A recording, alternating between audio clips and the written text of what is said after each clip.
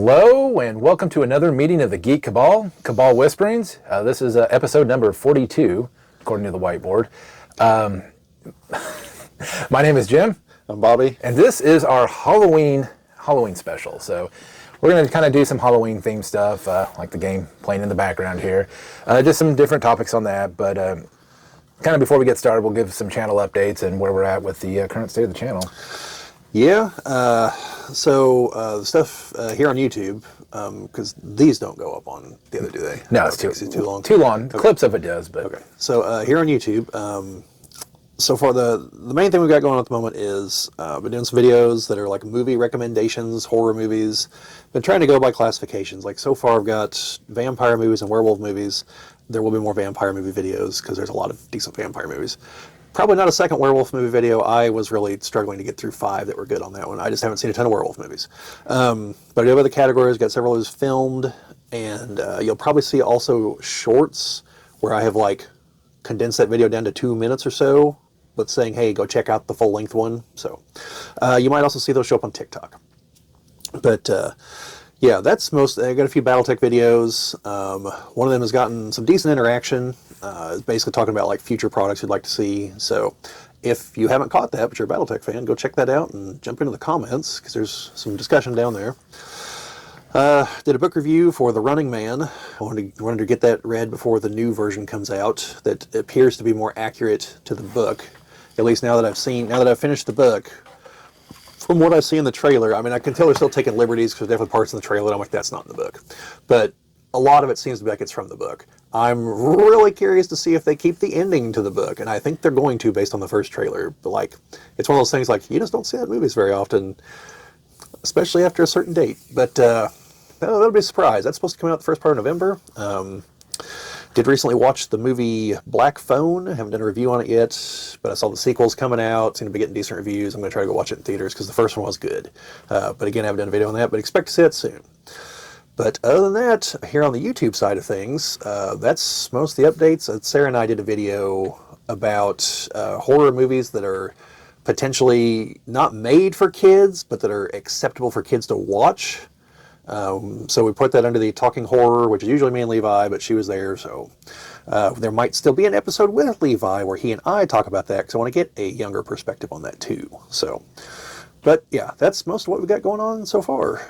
So Jim's got some stuff on the TikTok side of things. Well, I was going to say one other thing because we'll talk about numbers here. So definitely, we appreciate all the subscribes to both the YouTube and the TikTok. I don't know if subscribing, I think it's subscribing, following on TikTok, subscribing on YouTube. We are almost to 600 on YouTube, so definitely thank you on that. And, if you haven't, and you listen to our content long enough, definitely subscribe. Seen somebody mention, it's like, YouTube gives you unlimited subscriptions, definitely if you're watching a lot of our content, we do appreciate the follows. And on the TikTok front, we're almost 215 followers on TikTok, so appreciate that. And I know the TikTok's great because it's the faster feed stuff that you don't sit down and spend as much time, and then YouTube's when you want the longer content. So it's nice that we get some people that found us on TikTok that go over there, and some people that probably have watched us on YouTube and then came back over to TikTok to see some of the shorter content. I also like it because it seems to be a test bed of what works and what doesn't work in certain areas, because we can post one thing on YouTube, you get a few dozen views. You post it on TikTok, and then it's like thousands of views. The one that comes to mind, but this one worked on both for some reason, is this Oldsmobile complimentary tape that you would have got when you bought a new Oldsmobile. And I was really surprised. I had multiple followers from this on both sides, lots of comments, lots of things on that. And I think there was one correction I needed to make, is I thought the Oldsmobile jingle was the rocket jingle from like the 50s, but no, this was the 80s song, and it's by Neil Diamond. So, but no, for those that wanted to know what was on the tape, it's just a collection of, besides the Oldsmobile jingle, just different hits, like First You Have to Say You Love Me by Toto. Oh, sorry. You Have to Say... What the heck? It says, You Have to Love Me, Toto. And then it says Africa. Oh, no, I see. So it's an Oldsmobile jingle, Neil Diamond, First You Have to Say You Love Me, and then Toto's Africa. Okay.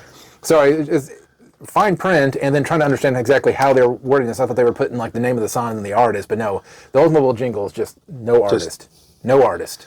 So It's just guys on the line threw it together.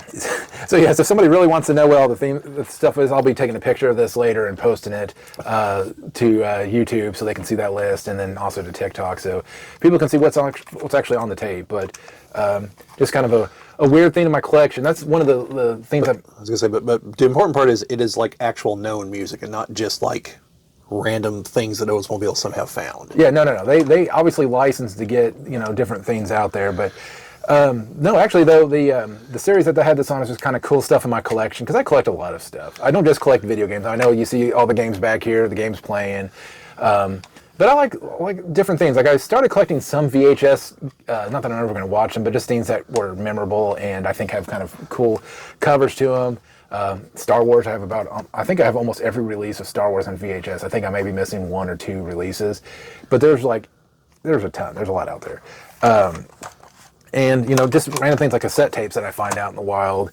I've been somehow collecting clock radios as well, because there's one back there. I've got one that I can actually play tapes on in the closet that I haven't found a place to put out here yet. So, but no, just kind of going through and just talking about random stuff in my collection, and that seems to be getting some traction. Now, I think kind of the unfortunate part is that if somebody's just interested in automotive stuff, I don't really have a whole lot.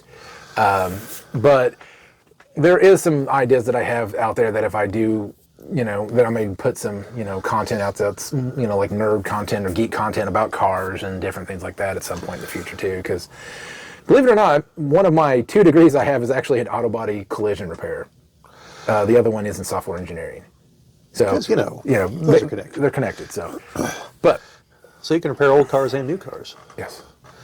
Now, Sarah has recommended that I start doing videos on all the random things I have floating around too. So well, you might see some other random stuff. Who knows? Mine's probably a little more focused, but maybe not. I've got some really random stuff. But I think the one thing that I can say is that we grew up in a generation where technology was making leaps and bounds so fast that it was interesting to us to see. I look at when they're doing iPhone releases. Now I don't have an iPhone, but I look at the iPhone releases or any phone release, and it's just like there's no excitement there because it's like, oh, it's got a sharper camera. It has some AI stuff to it. We have ever so incrementally improved something from the last one. Versus, you go from Windows 3.1 to Windows 95, and it's like night and day kind of, difference in the technology and the. Well, yeah, I mean, even just the Nintendo to the Super Nintendo. Yeah. Oh, yeah. That's then the 16 bits to the 32 and moving into CDs, and there's tremendous leaps with each generation of that stuff.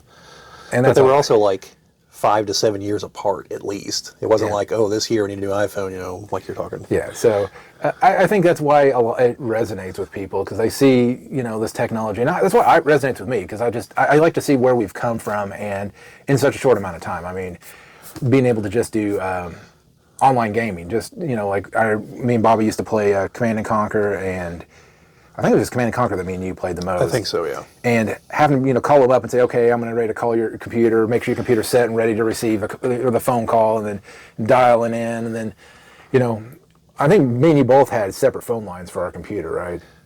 Yeah, we had a fax machine, so I had a separate phone line, but we also used it for that. So it was nice to not have to worry so much about somebody picking up the phone and disconnecting you, but until that point, it was annoying. So, yeah. But nobody has to deal with that anymore. But though I think there is still a stupid number of people that are on dial-up internet. Yeah, I think I saw something about that not too long ago. That it was still don't get me wrong, it wasn't even in the millions. I think it was like hundreds of thousands though that were still. Well, maybe. I think the re-release of Command and Conquer, which has been the last 2 or 3 years, where they update all the graphics and everything, I think it's still supported. I don't remember if it's dial-up, but it definitely supports LAN stuff. So, because they're like, oh, bring back the LAN parties. Yeah, it's never going to happen. The old bring your computer somewhere, and I think even multiplayer on the same console is not even as big of a thing anymore. Couch co-op. Yeah, I don't think that's even as big of a deal. It is to me, but. The days of having to tell somebody to quit looking at my screen because. Yeah, I never bought into that. I was like, hey, it's right there. Of course I'm going to look at it. Of course I'm going to see that. Oh, you're peeping at the door, waiting for me to walk. Yeah, like, hey, I know where that is. Grenade, Yeah. But anyways, this is I need to get into the Halloween episode side of things here. So, Well, Jim, before you do, I just want to make one little comment because you mentioned Star Wars. There's something funny I came across the other day. Saw a bit of an interview with George Lucas. Someone was asking like, well, like, do you still think about it? Like, if do you still like wish you moved on or whatever? And he's like, I sold it to him X number of years ago. Like, guys, I've got a life. I've moved on. It's just like, yeah, well, makes sense. I don't know. It makes me really wonder if he goes in and watches and just goes and shakes his head and. Yeah, I mean, that would be tough. Like, I can't even imagine what it would be like to create something that got that level of reach and appeal, and then now someone else controls it. Like, there's a part of me that's like, I don't even know if I could bring myself to watch what they made. Well, because I'd be sitting there the whole time like, oh God, why'd you do this? Or I'd be like, why didn't I do that? I just don't see anything good that would come from it. Well, I can say the prime example is with Star Trek. They waited till Gene Roddenberry died before they tried a lot of things that they knew he would be against. Yeah, well, I know that's part of why, like, the Next Generation, after like season 2 or 3, why things kind of start shifting is because I don't think he was dead yet, but as well as like, all right, Gene, like here's your office, like we'll come to you when we need you, and they just never came to him. But. Yeah, just to my side, I just thought it was kind of humorous that George Lucas had that reaction of like, what do you guys think I just sit around pining for Star Wars? Like, I've got a life. So, well, whereas the rest of us are like, well, yeah, that's what we'd be doing. Well, and I mean, you think about it, I think with him, the prequels was just a way to kind of complete his, his magnus opus or whatever he would call it, because I don't think it was American Graffiti. Come on, Jim. American Graffiti is good. I didn't say it wasn't good. He had to get rid of all that so he could make Red Tails. I never did watch that. All right.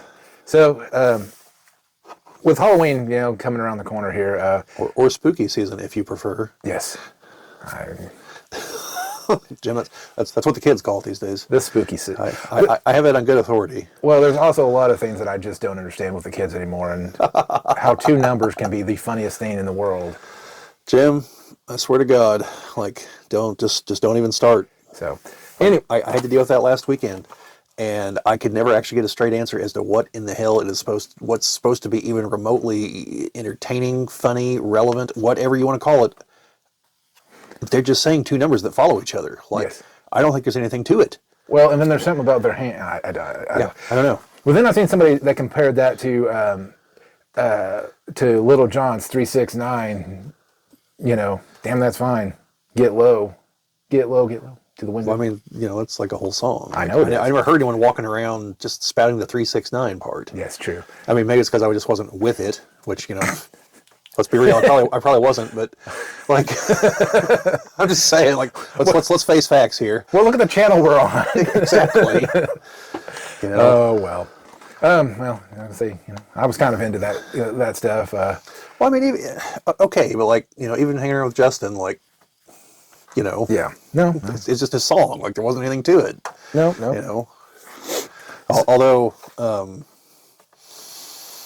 Chris Rock basically at one point was talking about that song, was giving the whole like, as soon as white people figure out what some of this song means, like, they are going to revolt.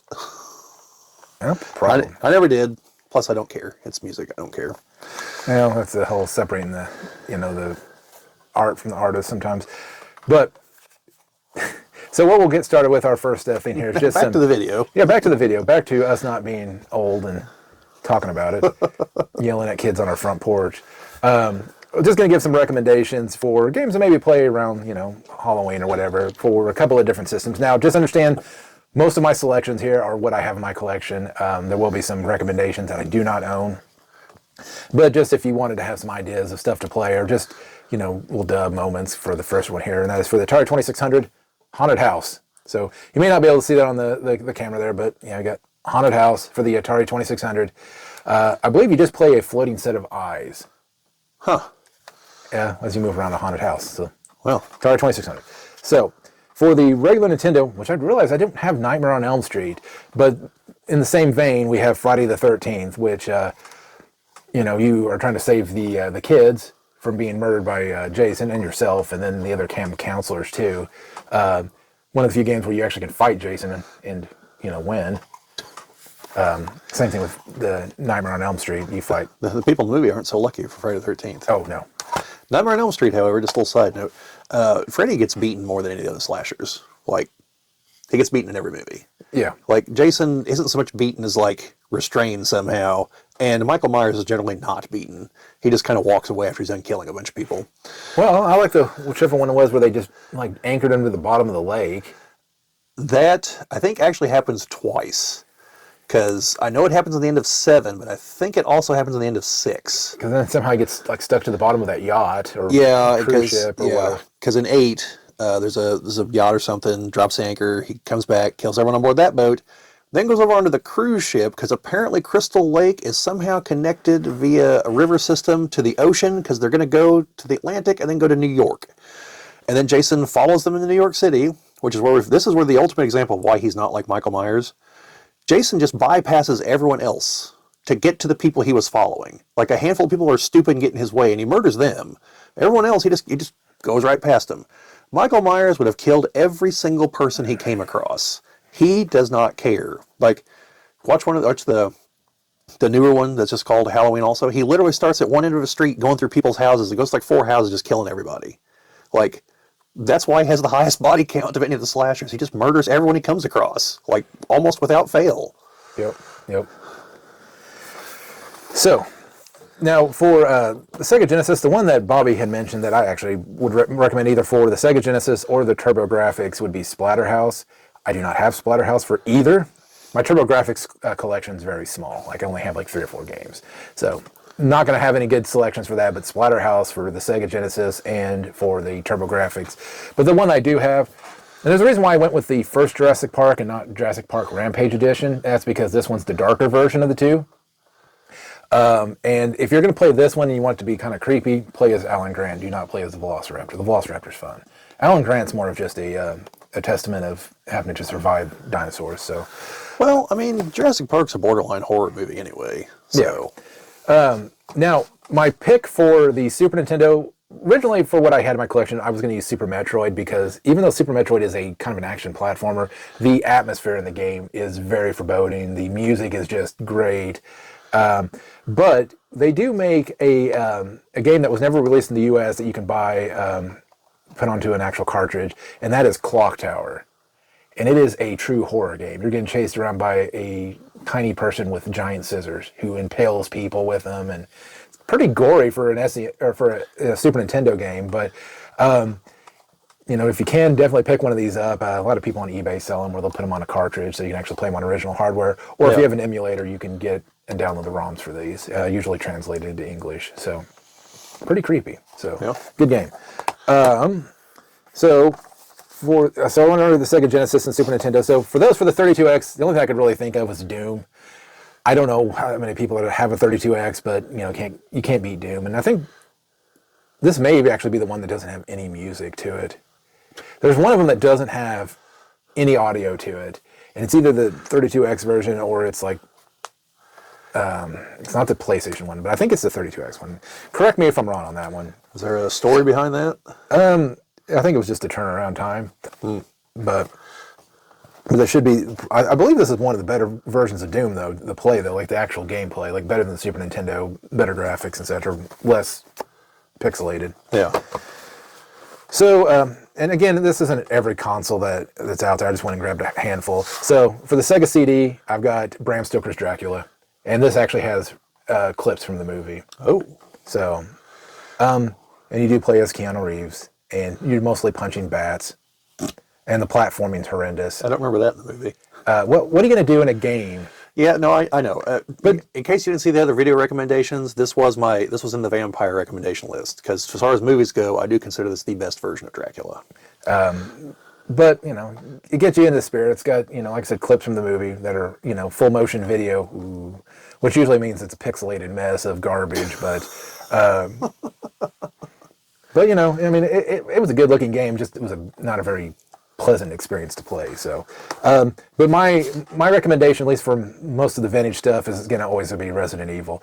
And I went with the first one. Not that the second and third one don't have good atmosphere. I think the kind of the loneliness you get in this one because you're in a mansion, pretty much you and just a couple of people. I think as a Halloween game, this would definitely be my choice to play. Now, I do have Resident Evil 2 for the N64 playing. If you do have an N64 and you're looking for that, that would be my recommendation there, would be the Resident Evil 2 for the N64. But for my overall top recommendations is this. Now, for more modern games, like say if you don't have any of the modern or the retro hardware and you're looking for something a little more modern, that would be Alien Isolation for the PS4. They redid it, put it on the PS4, and yeah, no, that movie had my anxiety like through the roof because you just never know when you're going to get it. It's only, only just a few scripted events. Usually it's a intelligent AI that's powering the xenomorph. Like the computer kind of tells you like where you're at and, like what section you're in and a general vicinity of where you're at. And then the rest of it's it listening to, sounds that you make, and it starts learning your patterns. So like if you're always hiding in lockers, it starts investigating the lockers more. And then those crazy people that say, you know what, I want to, not only do I want to play this game that's already whatever, I want to have it be able to listen to my mic. So, if you have somebody yelling in the background that dinner's ready, then the xenomorph eats you. It's like, oh, they said dinner's ready. Yep. So, but those would be my picks and not the Oldsmobile cassette tape. That's my pick for, Well, Jim, I do concur with your Resident Evil analysis. I think the second game's the better game. Oh, yeah. But as far as what you're saying, yeah. Yeah, no, I'm just talking strictly atmosphere. I'm not talking about the, gameplay and stuff. The only thing that always got me with Resident Evil is, how often is a wooden door going to stop a police officer from moving from one room to the next? Well, depends on what kind of noise you want to make. I don't know. It would have been great if there was some backstory that was like, they went in, like kicking in all the doors at some, apartment building, got sued to oblivion, so now they're just less likely to kick a door in because of fearing to have to actually pay for all that. So, but anyways, that was a video game recommendation. So, yeah, the only other note I would make is on some of the newer systems, you could find the remake or the expanded edition. What do they call it? When they updated the first Resident Evil? Oh, the director's cut. There's that one too. Are you talking about when they redid it on the GameCube? That's what I'm talking about. Yeah, it's just Resident Evil.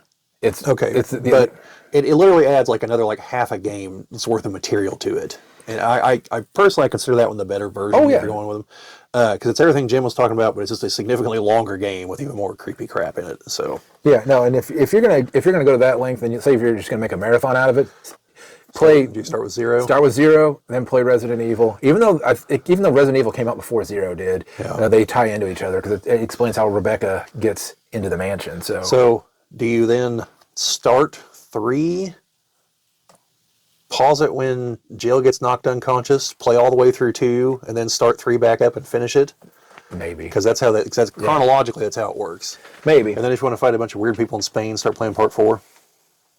Maybe. I was going to say, I do have the, somewhere back there, I have both Resident Evils somewhere. I have that in alphabetical order. Maybe I don't. Maybe I do. No, I bet I don't have those games here. I think Owen has those. Because I have Resident Evil 0, the original one, and 4 for the GameCube. Yeah. 4 is good too, but... I never played 4. I stopped at 3. 4... Well, or wherever Code Veronica falls in 4 there. was probably the pinnacle of gameplay. That's what I hear. But I think you kind of lose the creepy atmosphere. I mean, you get it, but it's just not there. Like I said, the haunted house type 1 is I think the original. Yeah, because I played parts of 5 and 6, and they're not creepy. No. So and 2 and 3 is kind of cool from the city perspective. I mean, you see a city completely devoid of most people. You only run into people here and there. It's good for that, but I don't know. Like I said, I think just the atmosphere from the first one because it's the loneliness part of it. You are, it's just you and your crew, and so. So I noticed no Castlevania. I'm assuming because having only played bits and pieces of 1 or 2 of them, I'm guessing because not really, even though you're fighting vampires and demons and things like. And that's I kind of just went. Yeah, I know you wanted just one for each, so like you can be like, oh, this and this and but. I mean, I would say so because I think you get into. Like say Castlevania 4 for the Super Nintendo is cool. It's graphically looks great, but besides fighting ghouls, like I don't think it really has as much of a creepy factor. What I liked about say for compared to like Castlevania 1, 2, and 3. I know Friday the 13th is not a good game, but it is a kind of a I mean, I know it's not as spontaneous as it feels, but having to know where Jason's at all times, run around kind of stuff. That's kind of the vibe I was looking at. But no, Castlevania, if you just want a good platformer where you're fighting those things, yes, obviously Castlevania is a good choice, and probably not the second one. The second one is more of it's more of a collectathon. Like, you have to be able to, get enough money to buy certain things, and for whatever reasoning, you're trying to assemble all of the Dracula's body parts to bring him back to life so you can kill him for good. That sounds like, is it Friday the 13th Part 6? Where they're like, oh, Jason's not really dead, so let's go dig him up and burn him. But what they end up doing is digging him up, lightning strikes him, and he comes back as an unstoppable zombie. And, well, that's just kind of where the movies are after that. Yeah.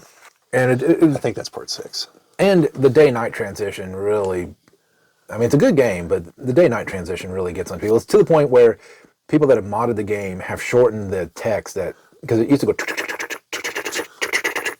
and then it go,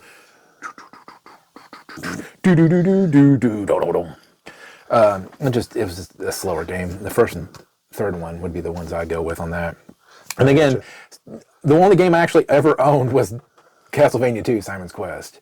But it to me seemed more like a Zelda game where you're going around collecting things, and I mean, you collect things in the other games too, but it was more of like, collect this item, go to this spot, kneel down in front of the facade, and a tornado will come in, and I'm not kidding. That is actually what it's a. I completely believe you. You get a gem, you go to this rock wall, and you have to learn all this by talking to the people in the town. So it's my reason why I didn't pick the Castlevania series, is that it does have a little bit of a spooky vibe to it. And again, this was just me kind of randomly going through my collection and grabbing stuff. I've got Monster Party. That would have been also a good one, because you're literally fighting like all of the famous monsters in it. And things not so famous. But yeah, some random plant monsters and different things. But there's a lot of things we could have picked. So, but anyways. So yeah, I was just curious because it's one of the more well-known ones that I would have thought, like ghouls and goblins or something, Yeah, and again, a lot of those have the theming behind it. I think what I was looking more for was things that made me, that had an atmosphere that kind of, and not that those don't have good atmosphere. I think some of them, are, they're all great games, but even things like Haunted House, it's like you're walking through a blackened thing. Like, you can't see what you're looking at. Sometimes you have to have like a torch or whatever. And again, you just place a floating set of eyes, which is weird, but it's got a little bit of an atmosphere to it. Doom in the right mood, it can have that kind of same thing. But and that's the only thing I had for the 32X, so I just threw it in there. But no, like Clock Tower and Bram Stoker's Dracula, like those. I guess they kind of set a mood, but. All right, I just have one other game series I want to ask you about then. What? Silent Hill. Oh, yes. Silent Hill would have been my second choice for the PlayStation. If I did 2 for the PlayStation, Silent Hill would have been it. And probably Silent Hill 2. Just because, one, that's what I had the most experience with. I didn't really play the first Silent Hill. So, but Silent Hill 2 would have been my go-to on that. And then the scariest not actually made game would be the PT, the playable trailer for Silent Hill, where people are actually selling like their PS4 consoles with PT on it for exuberant amounts of money because you can't get the game anymore, and it was stellar. And that was about that time when whatever studio, Konami, where them and Hideo Kojima had a falling out, and dropped that game completely. And then, they had to finish Metal Gear Solid 5, The Phantom Pain, without him. And that's why the game feels like it's kind of cut short. And then when they made the worst follow-up ever, which was Metal Gear Survival. Well, what you said there about the console sounds kind of like a scene in the new Naked Gun movie, which I watched the other day. I thought it was funny, by the way. Haven't done a video on that yet. But Frank Drebin Jr. loans his TiVo to someone, but told them don't plug it in because like all the stuff's like expired. It was gonna and he's like, "What's that?" And she's like, "What?" He goes, "That's my TiVo." She's like, "Yeah." He goes, "Why is it connected to your router?" She's like, "What do you mean?" He goes, "I told you don't connect it to the internet." And he's like, she's like, no. He's like, let's check, because he was loaning it to her so she could watch Buffy the Vampire Slayer, because he had the whole series on there, and he's like, that's it, it's all gone. Like, no Xander, no Willow meeting her doppelganger. Just like starts going through scenes for the show, and he's like, all ruined, all because you plugged. She's like, well, I was trying to turn it on. He goes, but you plugged it into your Wi-Fi box, which is where the internet comes from. It's just like, yeah. So it kind of reminded me of that, the whole like, I've got something on here, except there I'm assuming they wouldn't like go in and erase those from PS4s. No, they don't. But that is a concern though with going completely digital, is at some point if they ever wanted to recall a game, let's say, I don't know, Friday the 13th here, that they had put some sort of Easter egg in there that was like, oh crap, we got to recall these. All they can offer is a voluntary recall. But if it's on your console, I think it just And then there's nothing saying that, because like Nintendo, I think we're out there. We mentioned before, they're out there going is, you're not buying the software, you're buying the rights. Well, yes, but I mean technically that's true with all these too. That was the claim they made. Like, even though you own the physical cartridge, like their claims, I'm pretty sure it's on the back there, is that it's essentially just a limited license, or it's on the box or something. Yeah. Now there you can't enforce it, because like you said, what are they going to do? Come and get the cartridges? That's not going to happen. But that's the claim they've made for a long time. Because they tried to pull some crap with resellers at some point, and the court's like, no, it's a physical thing. Like, it's called the right of first sale. If you buy it, you can do whatever the hell you want with it, barring like can't use it for like terrorism or something. But that, and the stuff on it's still their intellectual property. Which actually I shouldn't balk at that. That actually does apply to video game consoles. For those of you that don't know, advanced enough video game consoles cannot be sent to certain countries from the United States, because you can re-engineer them to use them for like missiles and things. Well, supposedly that's what they did with, I think this Saddam did with a bunch of PS2s. Yeah. Build a supercomputer out of them. Well, I mean, we've done it. I don't remember which console it was, but I want to say it's the CIA. Like, just chained a whole bunch of them together to use their computing power, and it worked just fine. Well, this Halloween episode is going off on a tangent here. Well, that was a minor tangent, Jim. That's not like our 45 minutes off over here sometimes. But yeah.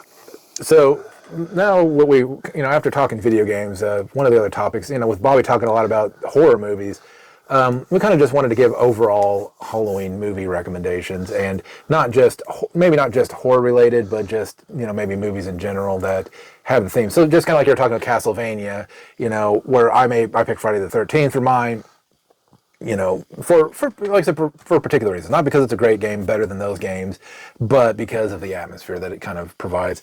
Same thing with kind of movies. So, so a couple of, we'll start off kind of with the kid-friendly ones, the ones that, if you got smaller kids and such. Now, I do have one quick question, Jim. What? Because, like I said, Sarah and I talked about this once already. No. Are you meaning movies specifically made for kids that happen to have kind of a Halloween or horror theme, or do you mean movies that are acceptable for kids to watch? No, I would say Halloween theme. So the first two that come... Okay, but you know what I'm saying? Like, yeah. Like ones that are specifically made for kids, or ones that are okay for kids to watch. Like Gremlins, I would say, would be a kind of a horror movie, but more for kids. Gremlins is half the reason the PG-13 rating exists. I know. That's what I mean. Gremlins is a movie that kids can watch, but it's not a movie for kids. I know. But no, this one would be more for so like here locally, they did a citywide viewing in the park, and they did two movies. They did Halloween Town and Hocus Pocus, which I watched part of Halloween Town. I wasn't really... I've seen Halloween Town. It was okay. Sarah is a fan, so that means I've seen it too. It's okay. Hocus Pocus, I think, is good. I think it's a good one. But the one that comes to mind... I watched all Hocus Pocus. The one that comes to mind for me is... Oh my gosh, why can't I think of it? Ernest Scared Stupid? No, the one with the club of kids. The Monster Squad? Yes, Monster Squad. I was on my tip of my tongue there for a second, then it... Oh, it's funny you should mention that, Jim. I was actually going to bring that movie up, but go ahead. No, Monster Squad would be probably my top pick, because you got all the classic movie monsters in it. Obviously it's got the kid portion to it. Yeah. That would be one. The Explorers for the alien. So they go to space now, yes, right? Yeah. That's where they take the fair ride and fly into space and get picked up by, they assume are, I don't know what they assumed they were. They were aliens, but I assumed they thought they were bigger and badder aliens until it turned out they were just kids that took the car out. Yeah. And by the way, their dad is like one of the creepiest things put to screen that that I don't think was meant to be quite. Yeah. So, like Jim mentioned, the Monster Squad. So that has the classic Universal monsters. It's Dracula, Frankenstein, the Mummy, the Wolfman, and the Creature from the Black Lagoon. And Dracula has engineered drawing all of them together to get this amulet that supposedly can destroy him. They tried like a century and a half ago, and so he's trying to get it to destroy it, and it's there in these kids' town.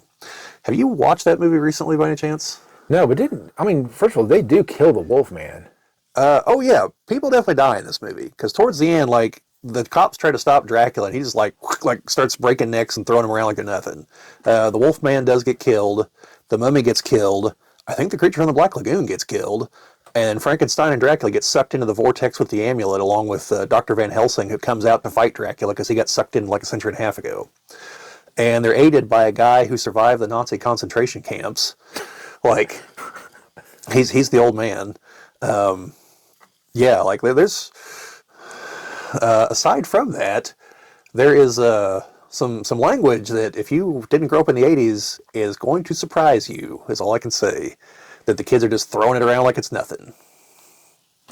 Derogatory terms for gay people. Oh. Like, they're just throwing that around like there's no tomorrow. Like, Chris and I watched this about 6 months ago. We're like, oh, shit. Like, did not remember that at all.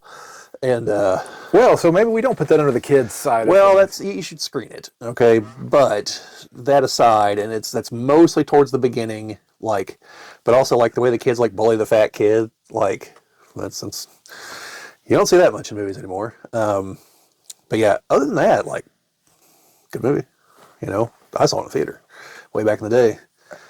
But I was gonna say probably. I haven't seen the latest Goosebump movie, but I think of some of the Goosebump shows and the TV. I know it's not a movie recommendation, but Goosebump show. I was gonna say, well, we'll get to shows. It's on the list. Oh, but yeah, and like Jim said, like Gremlins is. I mean, again, the Gremlins do kill people, but like it's not in super graphic ways. It's typically in very comical ways, in fact. So especially the old lady. But yeah, otherwise, Gremlins is fine for kids to watch, just as long as, like Sarah and I talked about. First of all, when we're defining kids, we got to make sure we don't mean like 5 or 6 year olds. I do mean just a little bit older, but also like as long as they're old enough to understand that what they're watching is fake. Yeah. Like, if they're not to that point yet, do not let them watch Gremlins. It will terrify them probably. But yeah, Gremlins is fine. I personally think Tremors is fine because, while people do get killed, it's mostly humorous. Not the way they get killed, but most people don't die in very graphic ways. I think there's really only one person you actually see get eaten, and it's telegraphed a mile away. So it's usually just the aftermath, and then it's the creatures themselves. And it's people in a situation who are mostly making light of it, despite the fact it's a life and death situation. So, like I said, I think Tremors is fine. If Tremors is fine, then Tremors 2 is fine. I would consider stopping there. Tremors 3 was okay, and then it kind of goes off the reservation. But I just wonder how many people think that I can't think what the Reba's husband, if they think that's the typical American household. Bert? Bert, yes. Yeah. With his reinforced, concrete. Yeah, bunker, all the reloading equipment, the elephant gun. Yeah. Did you ever see the fourth one that takes place in the Old West? You see his ancestor. He's a pacifist, but by the end of it, he's like, his guns really come in handy because they're fighting him back there too. But yeah, like the Tremors, like Jaws is acceptable. You really only see 1 or 2 people get it, and even then, it's not super great. It's a PG-rated movie. Now, it's before the PG-13. Had it been after, it would be PG-13. But most of the deaths are like in the distance. It's not until the end of the movie you even see the shark up close. Now, at that point, you need to explain to your kids, like, yes, this is the disclaimer for Jaws, like, possibly more terrifying because great white sharks do actually exist. Like, that's not you can't just tell them, well, these don't exist. Like, they definitely do, but they rarely attack humans. Like, and the way to avoid them is just, don't go in the ocean. Like, which is very easy to avoid. Well, it doesn't like it sneaks up on you. I think right now the thing that scares me a little bit more is the killer whales that are like disabling people's boats. Oh, I hadn't heard about that. Oh yes, like they'll like disable the rudders and.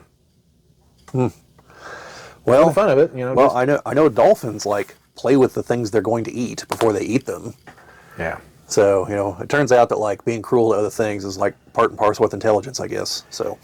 Well, there's also many of those movies explain why people why people have a fear of the ocean or a fear of the deep. Yeah.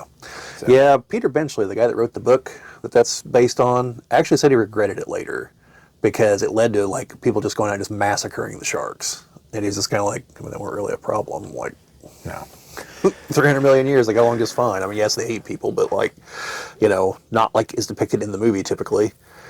So, and I know you said you've got the shows on for later, but I say we're talking kid-friendly stuff. We can do kid-friendly movies, kid-friendly shows. And I'm trying to think if there's any other movies that just popped to mind that I'm like, yeah. Oh yeah, obviously the Ernest Scared Stupid, you know. Good. Yeah.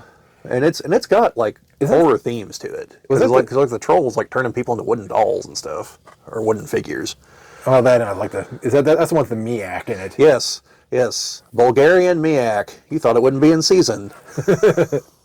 Turned out it was milk. Yeah, the clue was like it's M-I-blank-K, like for the thing that can defeat the troll. And it's like Bulgarian Miak. Didn't think it'd be in season this time of year. You were wrong. Yes, it's milk. But no, that one's got like horror parts. Like the troll looks kind of horrific if I remember right.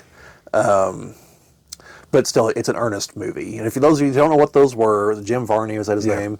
He plays a character named Ernest who's kind of dumb, but like gets involved in various adventures and everything. I think he was actually like a big character in an earlier show. Like wasn't Ernest Goes to Camp? He was a lesser character. Then he kind of became the main character as it goes along, like where Ernest Goes to Prison. And Ernest Scared Stupid. I don't remember the other one that I've seen, but I've seen those three. But know what I mean, Vern? Yes. But yeah, you've got those. The Goosebumps, Are You Afraid of the Dark? You know, pretty much just the kid shows that they came out with like on Nickelodeon and yeah. Then you have one that wasn't necessarily made for kids, but it's acceptable for kids to watch. That's Ghostbusters. Mm-hmm. There are a lot of adult jokes in it that kids won't appreciate. That is for sure, because definitely I didn't appreciate them until I was older, and I was like, Jesus, like there's a lot going on here in this movie.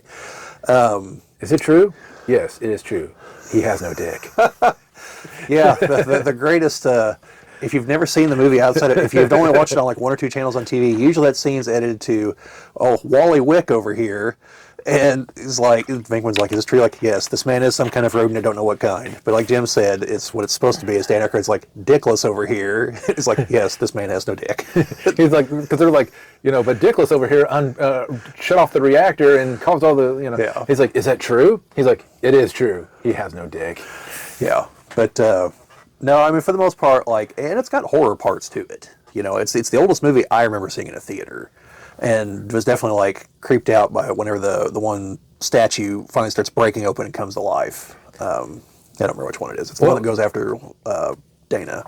Well, that and the ghost special effects were just phenomenal. Yeah. I mean, for the time, I'm not even for the time, but for even now, if you had stuff like that, it was good. Yeah. I wouldn't go like if they like it. The second, like all the others they're all fine. I'm not going to recommend you watch it, but the 2016 one is probably also fine. You should screen it. I think it had a little bit more adult humor in it. Ghosts were not as good. But it's not as good of a movie, so I would recommend it. The second one is a lesser movie, but the kids probably like it. Hard to say. But I think the two more recent ones, they probably would. So, it was the first one where like the Titanic has arrived. That's the second one. The second one? Yeah. Yeah, with is it Cheech Marin's the guy there on the dock? He's like, better late than never, I guess. Yeah. There's a bit of a shift between the first and second movies, and it's something I've always kind of wondered about. And it's just a minor tangent here, folks. The first movie, like, almost none of the ghosts are humanoid. You know what I'm saying? I think it's only like the skeleton in the car. Yeah, because you have that giant thing that's like wrapped around there's like an arch or something. And it's kind of like. Well, that's actually the second movie. That's the second one? Yeah, I might be wrong on that, Jim. I might be wrong on that. But like most of the ghosts are not humanoid in appearance. So I've always kind of wondered, like, are they actually ghosts, or is it like some conglomeration of psychic energies? Because Gozer's not a ghost. Gozer's a god from another dimension. Is it just some stupidly powerful psychic entity? And the Stay Puft Marshmallow Man is just an apparition that was created by Gozer.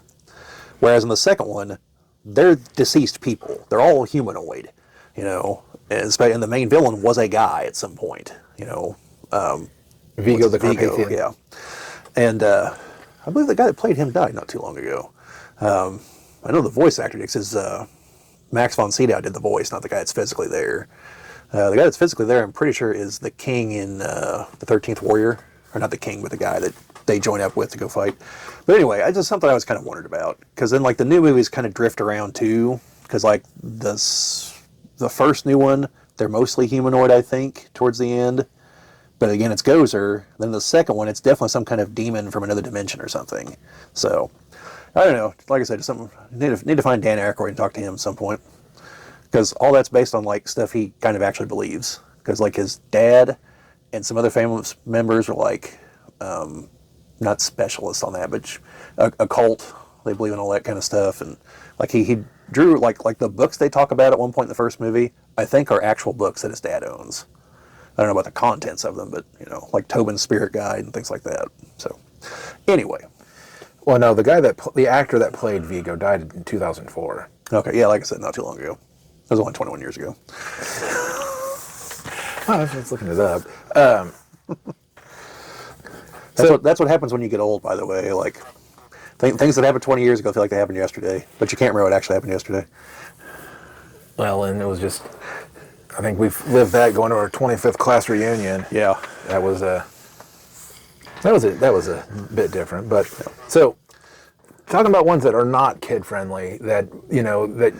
So there's a couple things with this one, because one is, you know, obviously it could just be any horror movie, but ones that may sound like they'd be, but I think ones that I remember watching as a kid, and I probably shouldn't have. And the one that always comes to mind for me is Critters.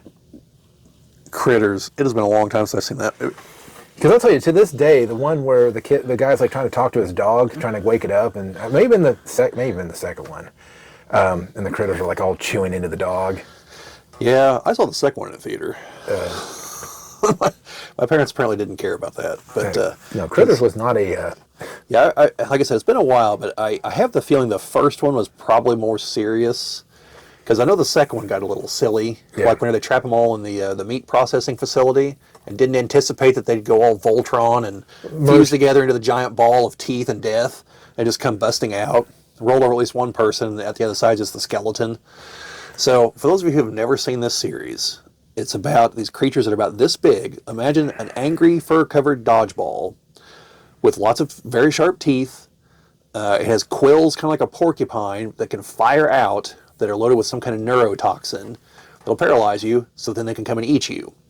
They're from space, so some space bounty hunters show up to fight them. And, yeah, they just show up in, like, small-town America and just start raising hell. And then the second one, well, they laid some eggs somewhere, and people found them, and they hatched, and now the bounty hunter's got to come back. The third one takes place in a big city, where somehow some of the eggs got there, and stars a very young Leonardo DiCaprio. And there was a guy on Earth that was helping them, and he helps them again in this one, and then he, like, gets frozen. And then the fourth one's in the future out in space, where they unthaw him. The one bounty hunter that's still alive now, like, runs some corporation, and they're trying to do, like, R&D on him, and he's just become an asshole. And yeah, I haven't seen the fifth one. No, I was just trying to think of ones that I remember watching and, you know, thinking, oh, these wouldn't be so bad. So obviously, one other one is Killer Clowns from Outer Space. Definitely was not one I probably should have been watching. Killer Clowns from Outer Space is awesome. It is awesome, but it is a, you know, you think, oh, it's Killer Clowns, like, you know what? No, it's never looked at cotton candy the same way ever since. It's one of those movies that's just like, it's horror, but it's like it's just so absurd in all the parts to it. Like, it's just so over the top absurd. Like, you can't take it seriously, but what's happening is very serious in the movie. Yes. But yeah, no, let's see. Not kid-friendly recommendations that I'm probably not covering in the others. Well, let's see. Let's start with movies I probably shouldn't have watched. That would have been Night of the Living Dead, the color version.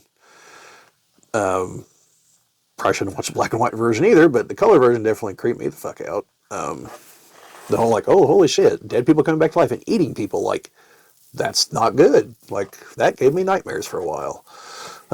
Thanks, Joe Bob Briggs. Actually, there's probably a lot of movies on Joe Bob Briggs' show. It would have been Monster Vision by the 90s on TNT. or movies that were on up all night with either Rhonda Shear or Gilbert Gottfried, depending on whether it was Friday night or Saturday night.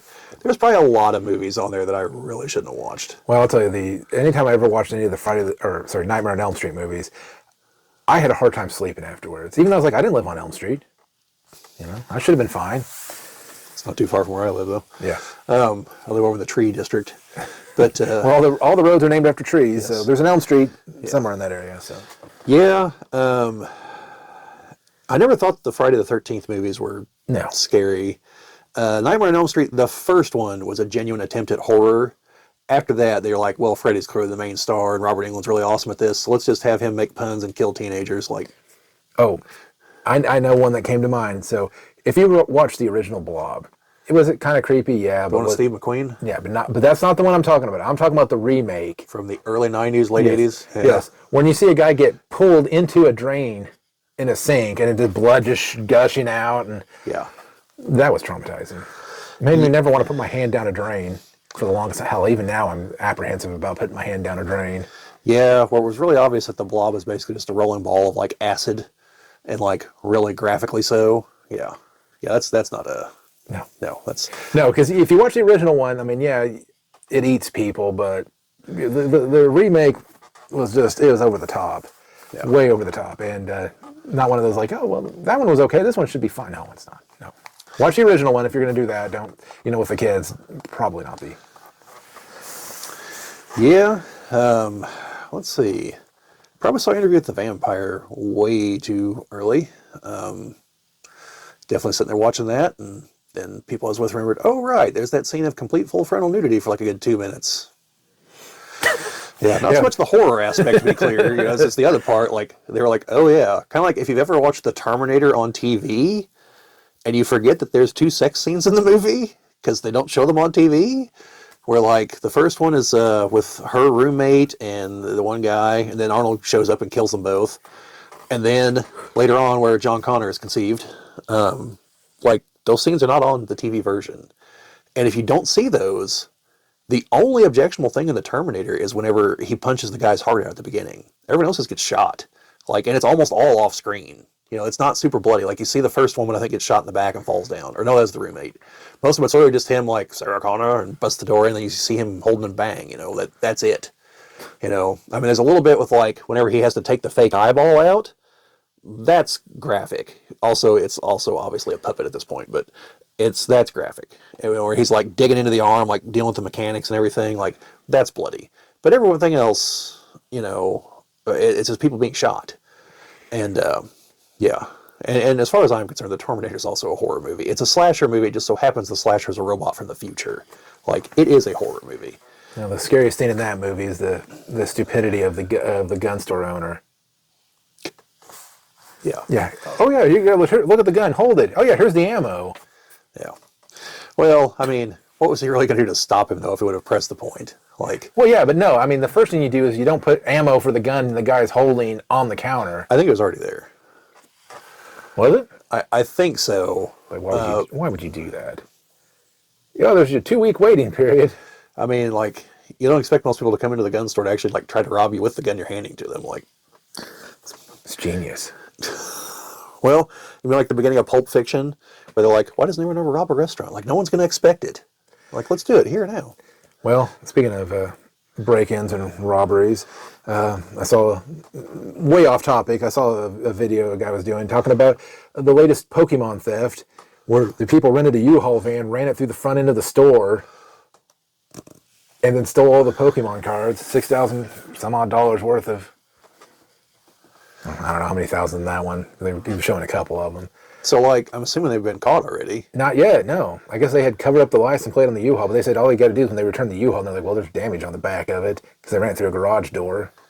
Well, yeah, that's, that's all it has to happen, is U-Haul's okay, well, this truck got damaged, the robber was in this area, 2 and 2 is equal jail time here, Yeah, I'm assuming they'll get caught, but no, it just made me think of... they're nothing like the geniuses that stole the cards from Gen Con. On camera? Yeah. Oh, God. Oh, but yeah. So. Yeah, I saw the Terminator when I was 8. That was probably too young, but. Well, and And that was definitely on like HBO. So that was all those scenes I just mentioned, all still included. Well, so well, obviously with television shows, Tales from the Crypt. yeah, Anything Tales from the Crypt. I watched plenty of it, and I probably shouldn't have been watching it as a kid, but yeah. I think Sarah and I kind of talked about that, and I think we did. And I don't know, like I got the impression that, or whoever I was talking with about it, I got the impression that I didn't actually see very many episodes of Tales from the Crypt, because there's a lot of nudity and a lot of violent death in those episodes, and the two movies definitely not for kids. Demon Knight and Bordello of Blood. I mean, Bordello of Blood's literally vampires in a whorehouse, like, you know. So did you talk about any of the Hellraisers on your? No, those aren't for kids. No, but I meant for the not for kids. I've debated on it because I don't know where to put them. Because, like, I mean, they're obviously, not really like possession.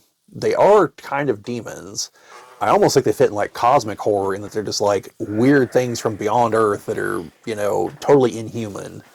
So I don't know. It's hard to say on that one, but I have not put them anywhere yet. I'm trying to think if there's any other ones that are not kid friendly that you would have to question if that's the case. And well, one that I definitely haven't talked about that is a good horror movie that is also Halloween themed is Trick or Treat is what it's called. It's an anthology. It came out about 20 years ago. It actually just had a full theatrical release, and I didn't get to go see it for its first real theatrical release. But it's an anthology, and it's pretty good. Just off the top of my head, I know Brian Cox and Anna Paquin are in it, and there's some other people you'd recognize. But it's different little segments, all kind of tied together. I don't know if the timing on them actually works. I'd have to sit down and actually chart out when everything happens because it's non-linear, but the segments all connect. So, but it's really good. Obviously, Halloween. There's actually a version of that I think if you screened it is probably not terrible for kids because there's an NBC TV version of it. Because the movie is so popular, NBC wanted to have it on TV as quick as they could. And so they had John Carpenter help edit and filmed new scenes while they were filming Halloween 2 to put into the movie to kind of make up for what they had to cut out, I think. But also to better connect it to Halloween 2. Spoiler alert, if you've never seen a movie from 1978, you had 5 decades, here you go.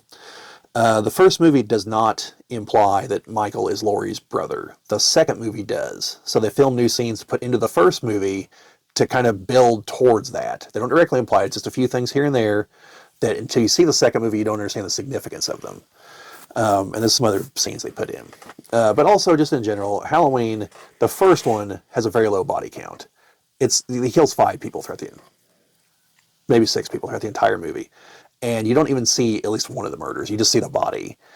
And aside from one particular murder, they're not even like super graphic. There's one he chokes a girl to death and it takes a minute. But one guy gets stabbed. One guy he stabs his sister towards the beginning. Chokes another girl on the phone line. And the TV edit, she is topless, but the TV edit literally just like raises the screen up so you don't see that. So, I mean, that's it. The first movie is actually tame compared to the others. Now, the atmosphere is startling and the music and everything. So, like I said, I would screen it before you watch it, allow a kid to watch it, and I would go for the TV edit. Now, the other Halloween movies, not a chance. Like, the second one, the fatalities take off like a rocket ship, and they are far more gruesome because Carpenter made it over the top on purpose. 3 doesn't have Michael Myers. It's got the Silver Shamrock Factory and some druids and robots and just all kinds of crazy shit. It's one of my favorites. Other people hate it. Don't listen to them. It's awesome. You should watch it. Just understand it's not a Halloween movie. Oh, it is. It's Halloween 3, Season of the Witch. I know. And it takes place on Halloween. The whole plot revolves around Halloween masks. I know, kids. but if you're talking about in the chain of other Halloween movies, well, sure, because Michael Myers was on TV. He's the whole thing revolves around they're selling these masks for kids, and they stole one of the stones from Stonehenge. They've got little chips of it that they put in a badge on the mask for the Silver Shamrock Factory, and they're like, "Don't forget to watch the big movie for the big giveaway." Well, the big movie is Halloween, the first movie. Which was genius. That's how they got the music from the first movie into the third movie, even though John Carpenter also did the music for the third movie. But Jim is correct. It's not actually canon, or at least it wasn't. Halloween Kills, there are people wearing the Silver Shamrock masks that Michael then murders. So maybe it is now. I don't know. I was very disappointed whenever I was looking on the Internet Movie Database one day, several years ago, and I was looking at upcoming movies, and one of them was called Season of the Witch. And I was like, holy shit, someone's going to remake this movie. This is going to be awesome. And then I found out it's some Nicolas Cage medieval witch movie. Also awesome, because it's like Nicolas Cage is a medieval knight dealing with a witch. Why not? What do you got, Nick? But, yeah. Now, the Halloween movies, as the name says, all take place around Halloween. So they are Halloween themed. They're horror movies.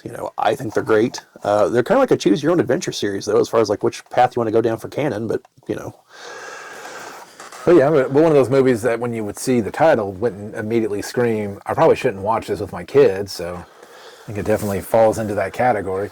There's a lot of movies, especially from 80s and 90s, that have the name. Like I said, like I mentioned Critters, mentioned the Killer Clowns. I think Puppet Master would be one. Wishmaster. Wishmaster, especially Wishmaster 2, definitely not for kids. One of those ones like you just don't know what you're getting yourself into. I mean, it's not like Thanksgiving where you're, okay, well, there's going to be killing in this, or, To be clear, the movie Thanksgiving is also not for kids. It's a masked killer killing people in very gruesome ways in that one. But it's just one of those things like, you don't know until you watch the movie sometimes what it's going to have in it, if it's going to be, I think it's kind of the same thing with Chucky, because the fact that it has a kid in it, Yeah. I mean, that's kind of a hard one. It's like Poltergeist.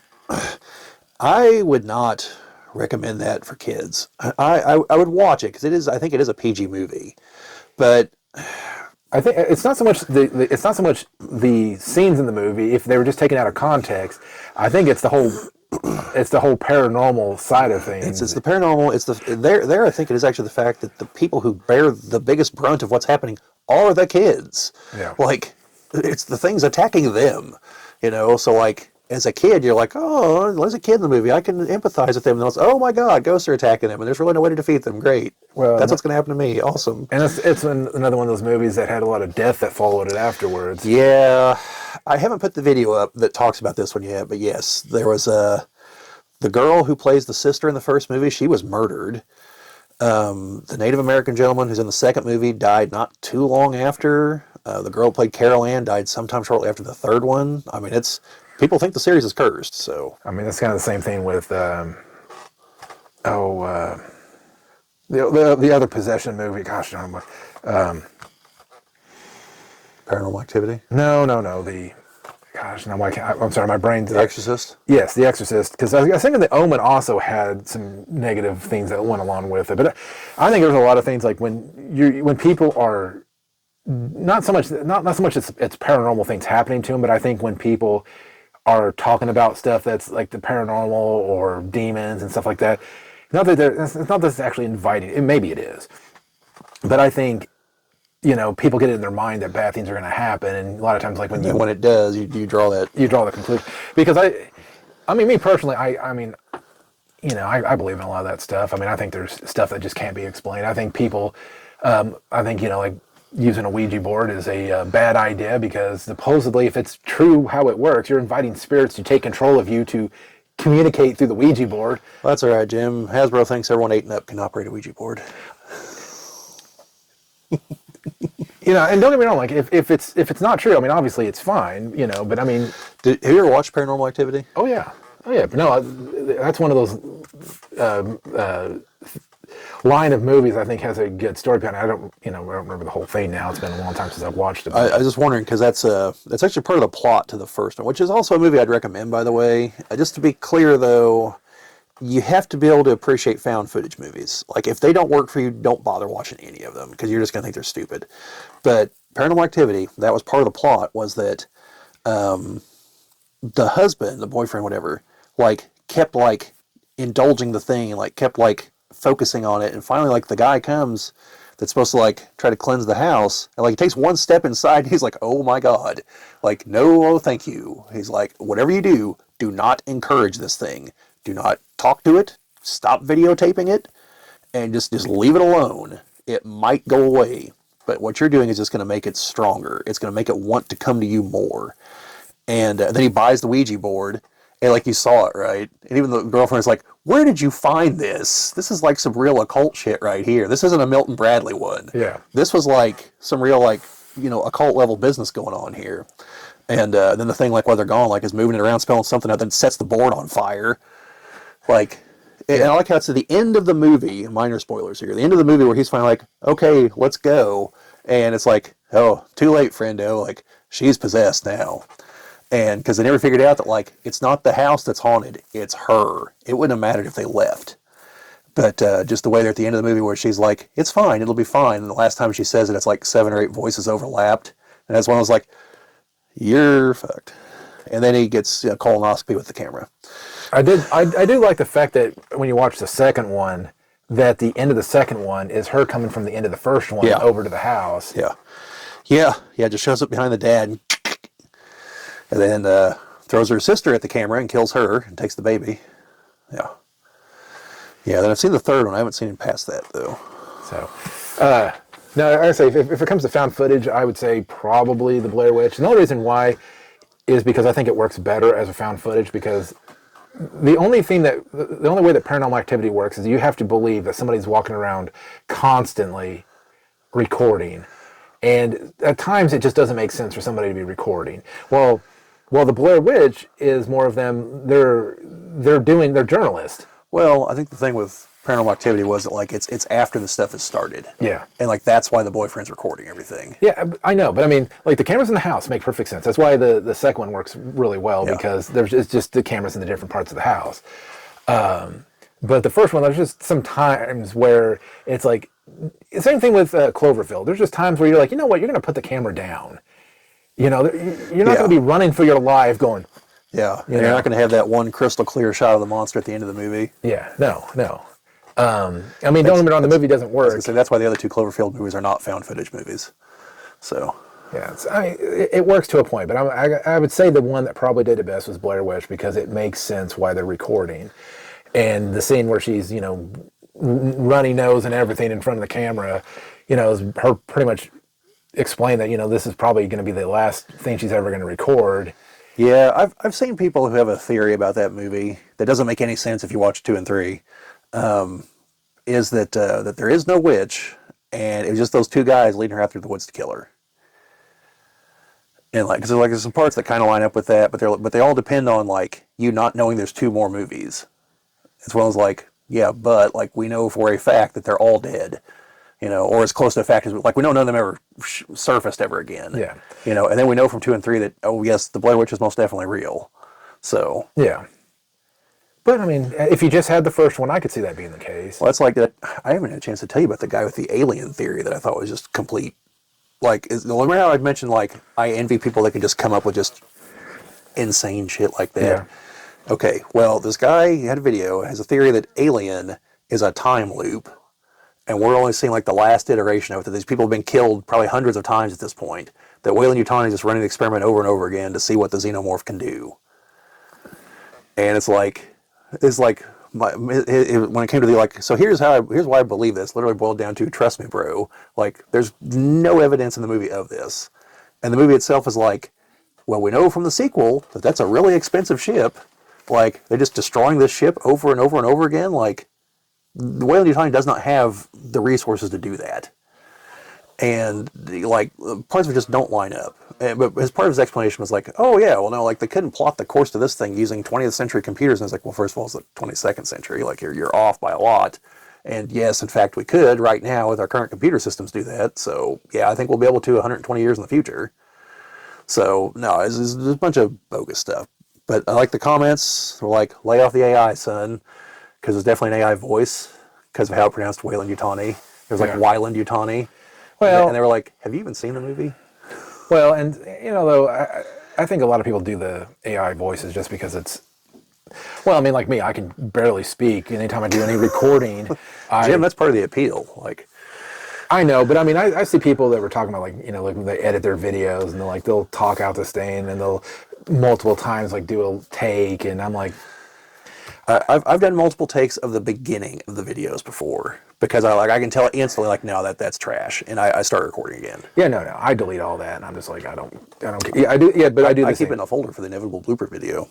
I don't. Destroy the evidence. Never happened. Nope. But yeah, no, I see these theories. It's like I used to get them for like the MCU movies.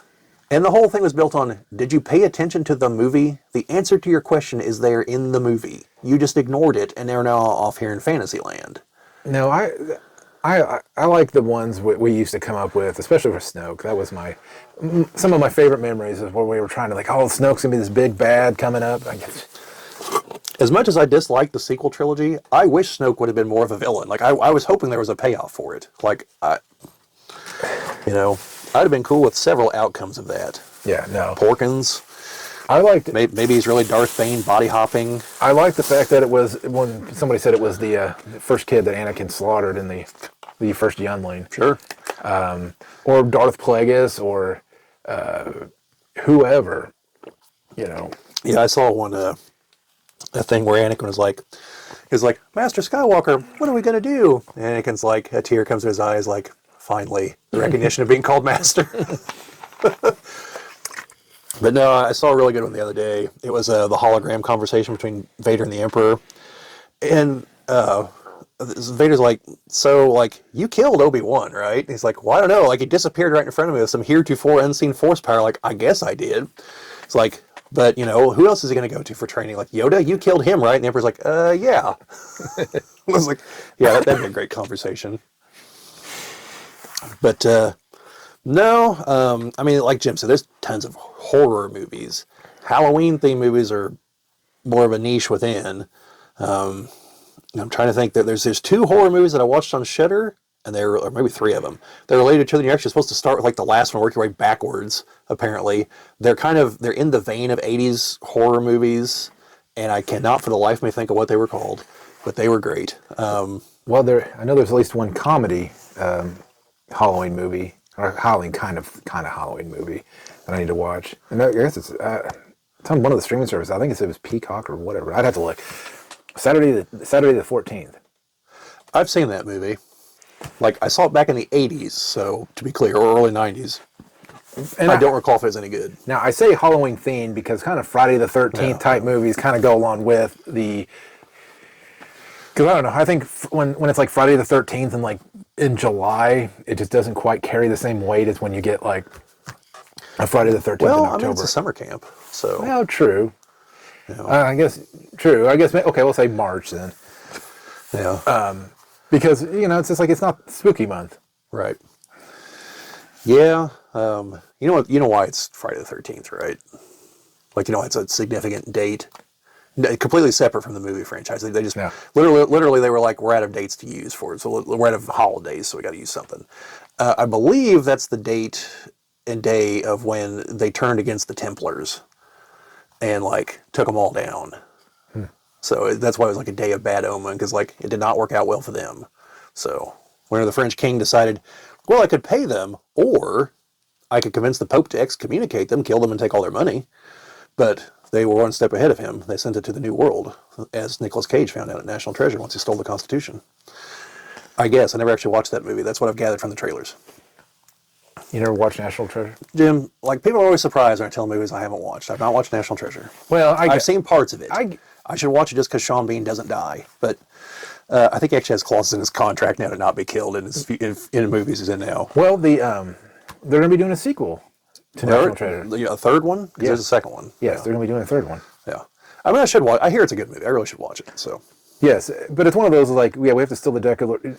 And then, after they find what they need to find on it, then it turns out there's like extra things they have, it's like, oh, well, we found this on it. Well, yeah, because I've seen the scene where his dad's like, there's always going to be another clue. Like, there's no treasure. Like, it's always going to be this thing, and then it's going to be this thing, and then it's going to be this thing. And I was like, you tell him, John Voight, you're wrong, because I know in the end of the movie they find the treasure, but like...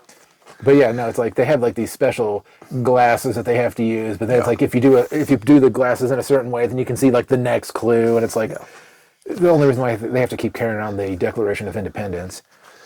Yeah, but no, although not Halloween specifically, it is fall. I put Sleepy Hollow in here. Because I mentioned it in one of the other videos, but I think it's underrated. It's definitely a horror movie. And if you want one for the kids, there's the Disney version of that. Yeah. There's 2 Disney versions, isn't there? Because there's the Johnny Depp one. Yeah, there's more than one. But the Johnny Depp one, It is an R-rated movie, to be clear. Mainly because several people are beheaded. And there is blood in a few spots. I don't think anyone's topless. If they are, it's for the autopsy, but it's been a while since I've seen the movie. All I do remember is I went to go watch that at the Astor with my cousin Gabe, who was like 14 at the time. And I didn't realize till we were sitting down, I was like, Gabe, they sold you your ticket. You were definitely not 17. And he's like, oh yeah. Like, that's one of those movies where we're the only two people in the theater. And they came in at one point like, I was like, yeah, here we go. And he's like, hey guys, is the volume all right? You want us to turn it up, turn it down? You're the only two in here. I was like, man, it's fine. Don't worry about it, but thank you. One of the only two times it's ever happened to me. The other time I was watching, I think it was the second Pokemon movie. Because it's like, it's me, I think it's the second one. It's me, Chris, and one other person in the theater. I didn't remember what the second one was about. The only time I remember the first one. I don't remember the second one. The only time I ever went to a theater with that few people was for District 9. It was just me, my little brother, and one other person who got up and left halfway, or like not even halfway through, like 30 minutes into the movie. Oh, that's a shame. District 9 is great. Oh, District 9 was great. I just think that some people, the documentary style, I could see not being for everybody. Yeah, well, they should have gotten over it. It's a good movie. But I do kind of wish he would have been able to make his Aliens sequel he wanted to make. Aliens sequel. It basically would have been a new Alien 3. And like the artwork and everything looked pretty good for it. Like he's gonna bring back Hicks and Newt, and wish it would have happened. But yeah. So anyway, there's all kinds of horror movies out there. Check them out. Check out our other videos for some other recommendations. Most of those are not kid friendly. I will be making one about kid friendly ones probably. I think we covered a lot of them here, but yeah. And then might just take this segment out and make a clip of it or something. I'll probably do that anyway. But yeah. So finally we have shows. We mentioned Tales from the Crypt, Goosebumps, and Are You Afraid of the Dark? Are You Afraid of the Dark? I'd throw Stranger Things in here, even though it's not done yet.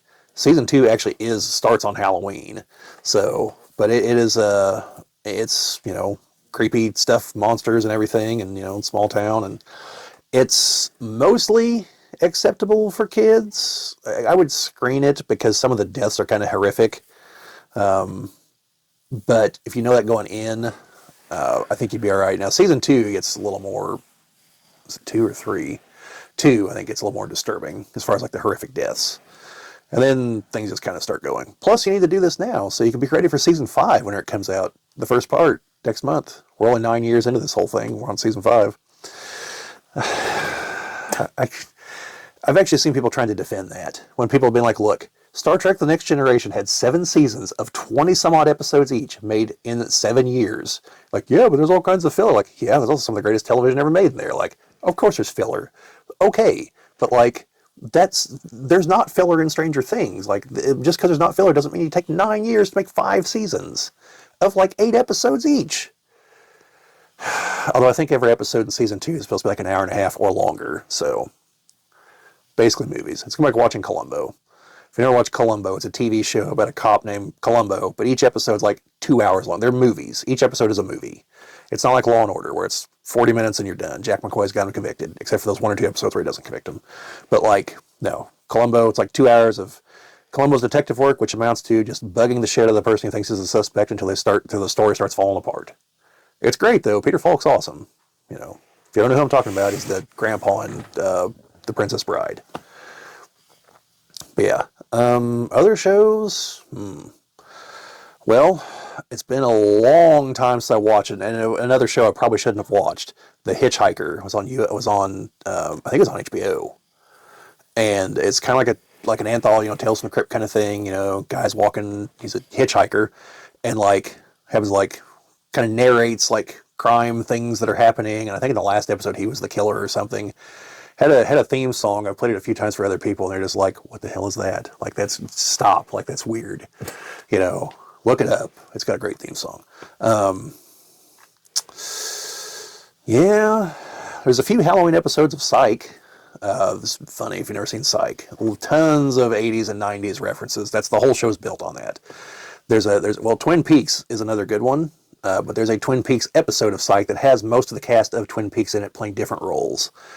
But there's a Halloween episode where there are killings that are happening that appear to be by a werewolf, but they know obviously there's no werewolves. Like, they figured that out. Like, initially they're all in. But yeah. And so the final chase as they're chasing down the werewolf is the song Hungry Like the Wolf starts playing. Well, I can say if we want to pick the most Halloween-like episode in Star Trek, it'd be the one with Beverly Crusher and her ghost lover. With her undead lover. Oh, never turned down a chance to mention the fact Beverly Crusher's family was sleeping with a ghost. Yeah. You know, and there's plenty of opportunities for that kind of stuff in even in Star Wars when they like the Clone Wars episode where they had the mind control worms that the Geonosian Hive Queen was using to like control her undead. Yeah. Jim, I got a little confession to make, similar to one I just made a minute ago. I watched all the Clone Wars. Yes, well, there's an episode of that where one of the Geonosian queens. Well, I mean, we had zombies in the Ahsoka series, so the zombie stormtroopers at the very end, Which is and the whole like the Night Sisters use magic basically. And truly, Star Trek could have so many places for horror stuff. I mean, the Borg aren't even the beginning of it. Yeah, I mean, you've got it in some episodes. I mean, it's a little bit like the one where there's the creature that's like tunneling through the mines. It's like it's not called Terror in the Dark, but it's something like that.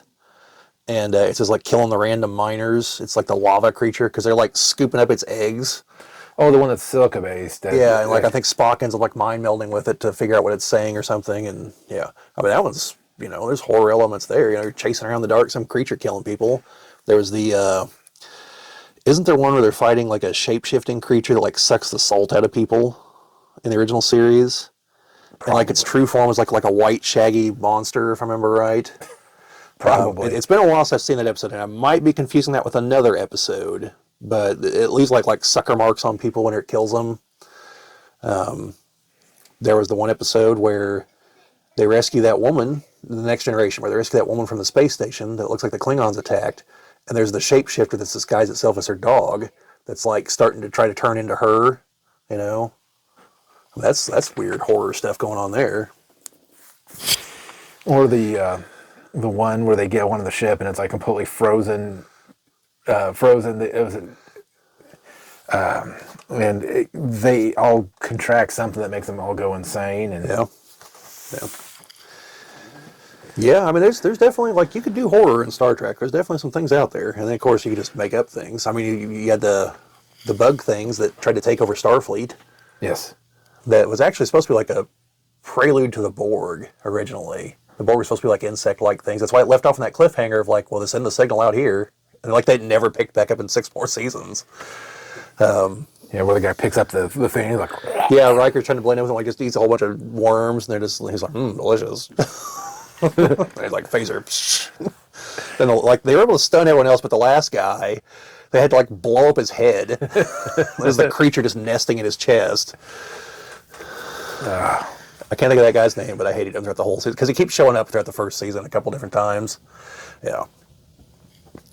But I mean, the third season of Picard kind of went with some horror routes, like with like the visions that his son was having and stuff. And like by the time he saw the Borg Queen at the end, like she wasn't looking too pretty. No. Yeah, because whatever they did had messed the Borg up so bad that she was. Yeah. Yeah, I mean, you've got options there for sure. Well, in Star Wars, there was, not like you said, the zombie, but there was also supposedly some other, which I'm assuming that was probably a take on the experiments where they were trying to bring back. Oh, I was going to say, there's 2 novels that have zombies. One's during the Old Republic and one's the Empire. Is a virus, I think, both times, that like was reanimating people, and as flesh-eating zombies, Yeah, fun time. I'm pretty sure both ended with the planets being the old, what is it, Base Zero Delta, where they just destroy the entire surface of the planet, reduce it to molten rock. As one does. All right, so last thing that you've got on there is briefly, because I don't know when Chad and I are going to be able to get back together, because we've been trying since Gen Con, which was 2.5 months ago at this point, and yet we have not been able to get together once to record. So here's a little bit of toy news here. There are obviously Halloween toys. Now, I'm sure there's a lot of them, but I want to specifically focus on the fact that there are Lego sets that are geared towards that. For instance, right now there's a 3-in-1. It's 3 different models from one set of parts. You can only build one at a time. You can't build all 3 of them with a single set of parts. That one of the models is a haunted house.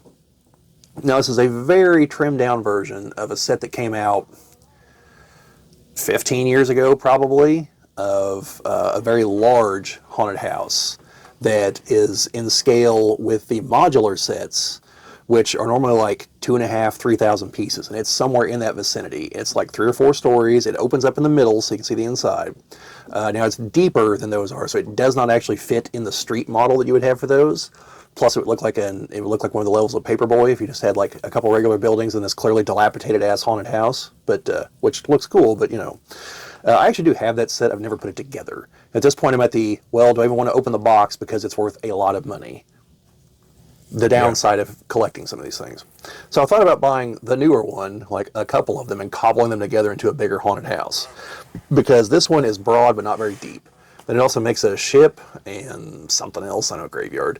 And it's got various like horror figures with it. Vampires and I think zombies, maybe a werewolf. There's a truck, a small truck carrying a gigantic pumpkin in the back, which appears to have a very angry face on it. I don't know if that was intentional, if they just didn't realize what it looked like. Then there's also a wreath, like you put on your door. It's got a bunch of Halloween-y kind of stuff in it. There is a set from a couple years ago. It's still available. It's a botanical set. It's like it's more autumnal, but it still fits. It's like dried kind of stuff, so it's supposed to look like. And the single one's supposed to be like for setting on a table. But if you do buy 3 of them, you can link them together into a wreath that would fit on your door. If you want to allow your Legos to be outside where people can steal them and or expose the elements, which I would never do. So I'll put the wreath on the inside so that I can see it.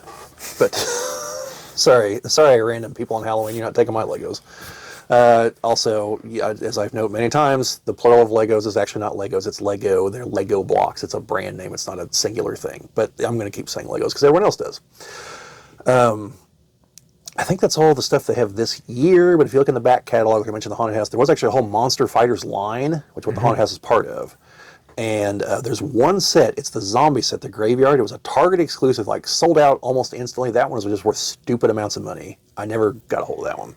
But there's a set like for the werewolf, there's a set for the Creature of the Black Lagoon. There was a Frankenstein's Lab set, I think. There was one of those in the old Studio series where they were making sets of movie sets, like filming movies, and that's why they had some of like the vampire and Frankenstein from things like that. Well, I was going to say, I think one of the ones that we had from the Monster Hunters was Dracula's Hearse. Yeah, I believe that's one also. So, yeah. And there's a few, I'm sure I'm forgetting a few others. And then Jim and I were talking before we started filming.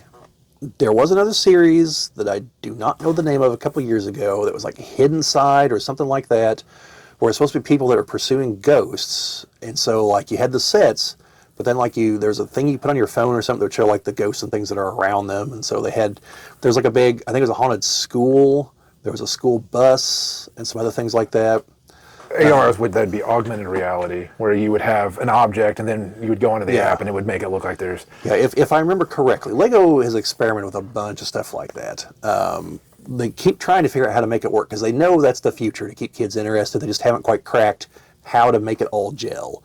They're really going to go at it next year with Star Wars from what we've seen. The Mario sets this year, well, the last couple of years, the Mario set, actual Mario or Luigi or Princess Peach, I think there's one other.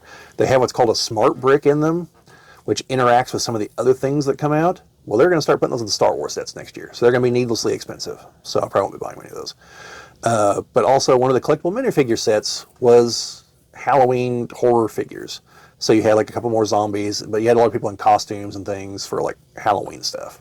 So there's a lot of Lego Halloween stuff. If you look, there's a lot of stuff for there. Like they've got tons of Christmas stuff. That's the big holiday. They do actually have Thanksgiving stuff. They're one of the people that remembers that is a holiday. Yeah. And they've got stuff for Easter, and they have like Chinese New Year stuff. Trying to get in the Chinese market, can't say I blame them. Some of those sets actually look really cool.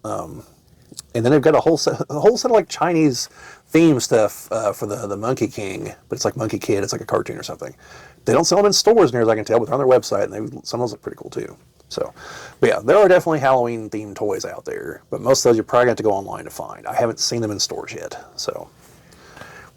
Yeah. Yeah. Also, one other, sorry, Jim.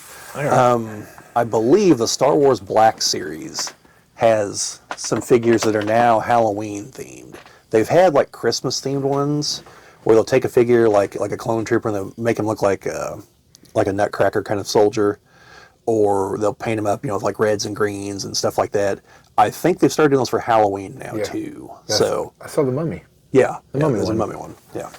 So might be worth checking out. If you're really into Halloween. So. Well, I was debating because Owen's a big collector of the Black Series figures. I thought about buying it, but it's like kind of hard to justify for something that's very niche.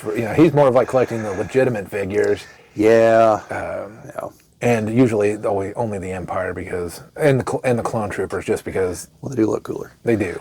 I mean, usually it's it's not because obviously he likes the Empire as much. I mean, but you're right. They look cooler. They are more uniform. Well, yeah, that's why I buy. That's like with the GI Joe line. That's why I buy the Cobra soldiers. Like I like the GI Joe characters, okay, and I do have several of them, but like I don't need more than one of any of them. They're unique people, except for the actual generics, which are coming out real soon. The green shirts, they're gonna be out soon. Did you ever notice there's a handful of episodes where like there's a bunch of the Joes, but they've got like a whole like the army is literally with them. It's those guys. It's the green shirts, and they come with like a white and a black head for both of them and hands and everything, so you get some diversity among your collection there. And with Cobra, they're starting to come out with female versions of some of the troop builders also. Like the Crimson Guards are supposed to get one next year, and the regular Cobra troopers already have them. So, because if you watch the cartoon, there were female Cobra soldiers. Because there's an episode where the Baroness gets a hold of this conch shell, which allows her to take control of any man. And so, like, she's able to take control of Cobra Commander, but Destro, like, somehow slipped out. And so then, like, the whole Cobra army was nothing but women at that point. And, like, Destro went and joined the Joe team and was like, this can't stay. Like, we've got to take her down. Like, I love her, but, like, no, this can't happen. So they team up with Destro to go take her out because I guess an army of evil women was just too much for the world to handle in the Joe cartoon. Even though it also happened in the alternate reality. A couple of guys somehow wound up over there, found their own corpses over there. That was a really twisted 2 episodes, by the way. And the world was controlled by Cobra, which was in the middle of a civil war between Cobra Commander's side and the Baroness's side. And most of her soldiers, if I remember right, were women. And she was in love with one of the guys that had jumped over his version there. And so he stayed behind to help their side. And like that's the last you ever saw. I think it was, who the hell was it? Chad would know. He knows what episode I'm talking about. But it's not Clutch, I don't think. But anyway, so he's not seen the show ever again because he's over in the alternate reality fighting the Cobra Civil War. So we're hoping we get a figure of him with like his crazy eyes because he was all like cracked out throughout the whole episode. Since they have shown they will make like single episode figures, like it is wide open now. They made the Cold Slither set. Chad just like shakes his head every time I mention I want Wild Bill, but riding a horse. That happened in exactly one episode, but it needs to happen as a figure. But yeah, so like I said, the Black Series, they haven't made that transition to the Joe stuff. There is some horror stuff that's kind of creeping in, but that's from the Dark Energon universe, where like the comics, where the Joe and Transformers universes are one single universe. They're starting to have figures from that. So. And you're talking about figures that you wish they made characters of. I was like, because you're talking about the crazy eyes, it's like. I don't know why it made me think of it was, and I couldn't think I had to look it up to see which universe he'd be from. It'd be Snowflame. Snowflame. He was a DC villain who was a drug lord, and he got like he got enhanced strength and agility from inhaling cocaine. Oh, that guy definitely needs a figure. Yes, and I was like, I mean, he's a unique enough looking figure that's. I was gonna say, was his sidekick Tony Montana? Oh, that reminds me of the Headman from G.I. Joe. Did you ever see those 2 episodes? I think it's 2 episodes. So the Headman was a drug dealer, and it was an episode for DARE, which was the anti-drug thing in the 90s. I can't remember what the hell it stands for off the top of my head. It's drugs something, I think. But the point is, drugs are bad. Kids, stay off of them. But like the Headman was a drug dealer, and we hadn't seen Falcon since the movie, if I remember right. And they bring him back to make him a smack addict. And like there's some Cobra guy, his sister's addicted. And so Joe's and Cobra's like, well, clearly we cannot let this stand. Like, 1, we don't need someone else butting in on our 2-sided game here. But 2, like, he's messing with our program. We've got to take this guy down. So they join forces to go fight the headman, who has like this massive mountain fortress out there somewhere. They show up. He literally has like a fire hose that can spray the drugs. That's the quantities he's dealing with.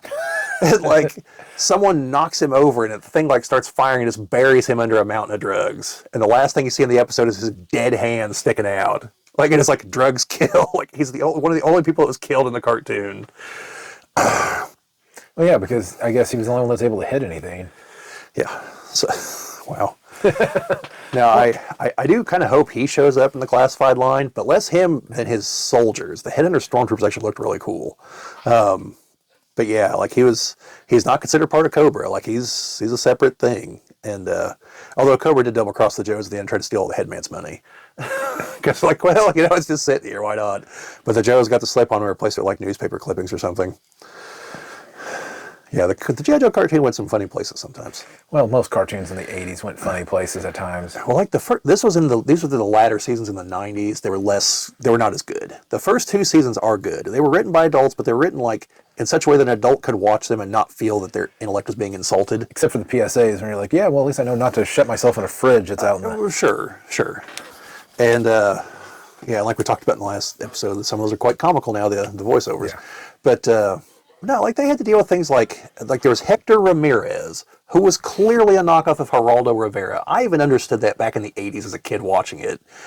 He's like this investigative reporter that keeps showing up as like, I think the whole Joe Cobra thing's a sham. The Cobras are in on it. Like, you guys are just wasting taxpayer dollars. And it's like, why are we talking about taxpayer funding and investigative journalism in a kid's cartoon about fighting terrorists? Like, this is clearly like this is going to fly over the heads of so many kids, you know? And like dealing with like budget issues and like Cobra's constantly running out of money, so they had to come up with some scheme to get money. And it's like no other cartoon was even talking about things like that. You know, like this is so far above like what your average 8-year-old is going to understand. No, they just wanted to see the red and blue lasers. Right. You know, and then you get to the movie and it's like, oh yeah, by the way, there's snake people hiding in the Himalayas and they've been funding Cobra this whole time, and they created Serpentor and they're ruled by a guy named Globulus who has a snake tail and is voiced by Burgess Meredith. You know, like. Oh, and by the way, we're introducing this new guy named Falcon, voiced by Don Johnson. He's going places. I think it's pre-Miami Vice. Or like during Miami Vice. But, yeah. Duke clearly supposed to be killed by Serpentor. He takes a snake right to the heart. But the G.I. Joe movie was finished first, but wasn't released first compared to Transformers. Transformers released first. And well, Transformers got a few calls from angry mothers to Hasbro. Why did you kill Optimus Prime and make my son cry? Why'd you kill all those other Autobots and make them cry? All right, man, we'll bring him back. Literally less than 6 months later, Optimus Prime was back in the TV show. Well, what I always get with the Transformers movie was the fact that that was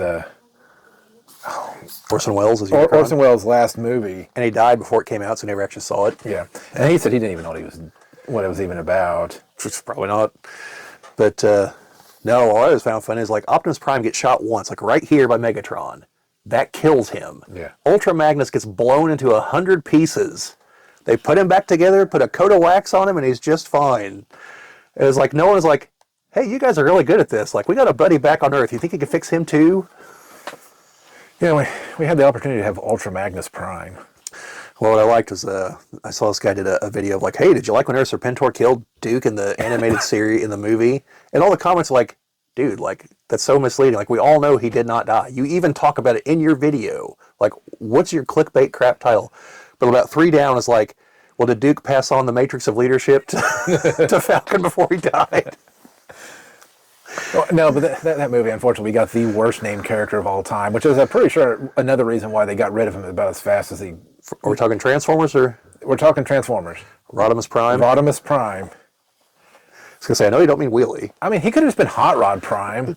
Yeah. I mean, why did he have to be Rodimus? Why did he turn into a minivan? Before that, he was a sports car. He was cool. Well, he became uncool. He was a race car semi-truck. I guess. Like a minivan to me, but you're probably right. Yeah. No. Well, the voice talent in that movie, though. Yes. Good stuff there. G.I. Joe movie gets Don Johnson and Burgess Meredith. Transformers movie gets Eric Idle, Robert Stack, John Machida, Orson Welles, Leonard Nimoy. I mean, it's crazy. and the soundtrack to match. Yeah, the heavy metal soundtrack, whereas G.I. Joe movie was just G.I. Joe music from the cartoon. Yeah. Well, that fact they even got Weird Al and Dare to Be Stupid. Yeah, there you go. Which really fits that scene. I don't know why. It I mean, does. nobody's being stupid. I mean, they're fighting. No, the beat works though. Yeah. I mean, they're fighting the junk, whatever they The call it. Junkions. Of course. Yes, on the planet of junk, led by Wreck-Gar, voiced by Eric Idle, who can only speak in TV clips from Earth TV. Which is great, like when the ship's being crushed later on, and they're just like, no worries, like, resist all rain, fire, and corrosion. And then they all in unison, or your money back, as they're like about to be crushed to death. And it's like, way to stick to the bit, guys. Unicron. Yeah, the Grand Poobah. Yeah. Now, my favorite scene in that movie is when Unicron transforms towards the end, though. Because, like, up to that point, like, you don't realize he's also a transformer and turns into the giant humanoid figure, and he's like, tells Galvatron, like, for a time I consider sparing your little planet Cybertron. Now you're going to witness this dismemberment. He literally starts tearing it apart with his hands because he's bigger than the damn planet. Well, whenever the Autobots try to stop him by self-destructing the moon base, Spike, once the smoke clears, oh, shit, it isn't even dented. I was like, you tell him, Spike. Or Ultra Magnus, when he's trying to figure out to open up the Matrix. Open, damn you, open. It's like, is Hot Rod the only one amongst you who realizes those are finger holes on the side? Because everyone else is like trying to claw at it or something. It's like, clearly you put your fingers into it and pull it open. Yeah, but the theme song has to play when you... Yeah, The Touch by Stan Bush. Yes. Do you know that was originally for another movie? That was supposed to be in the movie Cobra, the Stallone movie. Where on earth do you think that song would have gone in that movie? It has to be an end credits song. Yeah, because... I mean, don't get me wrong, Cobra is not a serious movie. I mean, it's a dark movie. It is, but it's not like a... I'm just saying, like, that song doesn't belong anywhere in that movie. No, But when Chad and I went to go watch the Transformers movie a couple of years ago, they had a thing with Stan Bush talking about writing the music for the movie and everything. It's like, yeah, it's originally from the movie Cobra, but they didn't want it. And I was like, yeah, I get that. I wouldn't want that in Cobra. Again, end credits movie, end credits song, sure. Now, Cobra is the movie that starts off with Sylvester Stallone in the grocery store, right? Yes. Okay. Yeah, Yes. no. They're the disease. He's the cure. It's a Canon Films knockoff of Dirty Harry is what it is.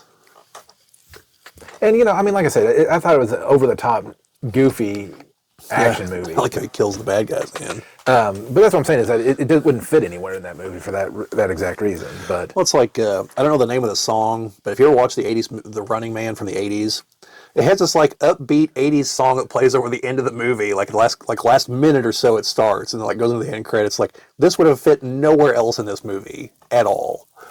But here, now that everything's all right, yes. it was a different time, because the one thing I don't think they do as much anymore is having these these soundtracks and these like the one movie or the one song that they put in the soundtrack for. The one I always think of is Batman Forever had "Kiss from a Rose" from Seal as its big one. Actually, I think it's an okay song, And then, but it only really works in the credits. and I think in Batman and Robin, it was U2. Is that from Batman and Robin? I thought that was from Batman Forever, but you could be right. I know it's not from the one with the Joker, despite the video for it.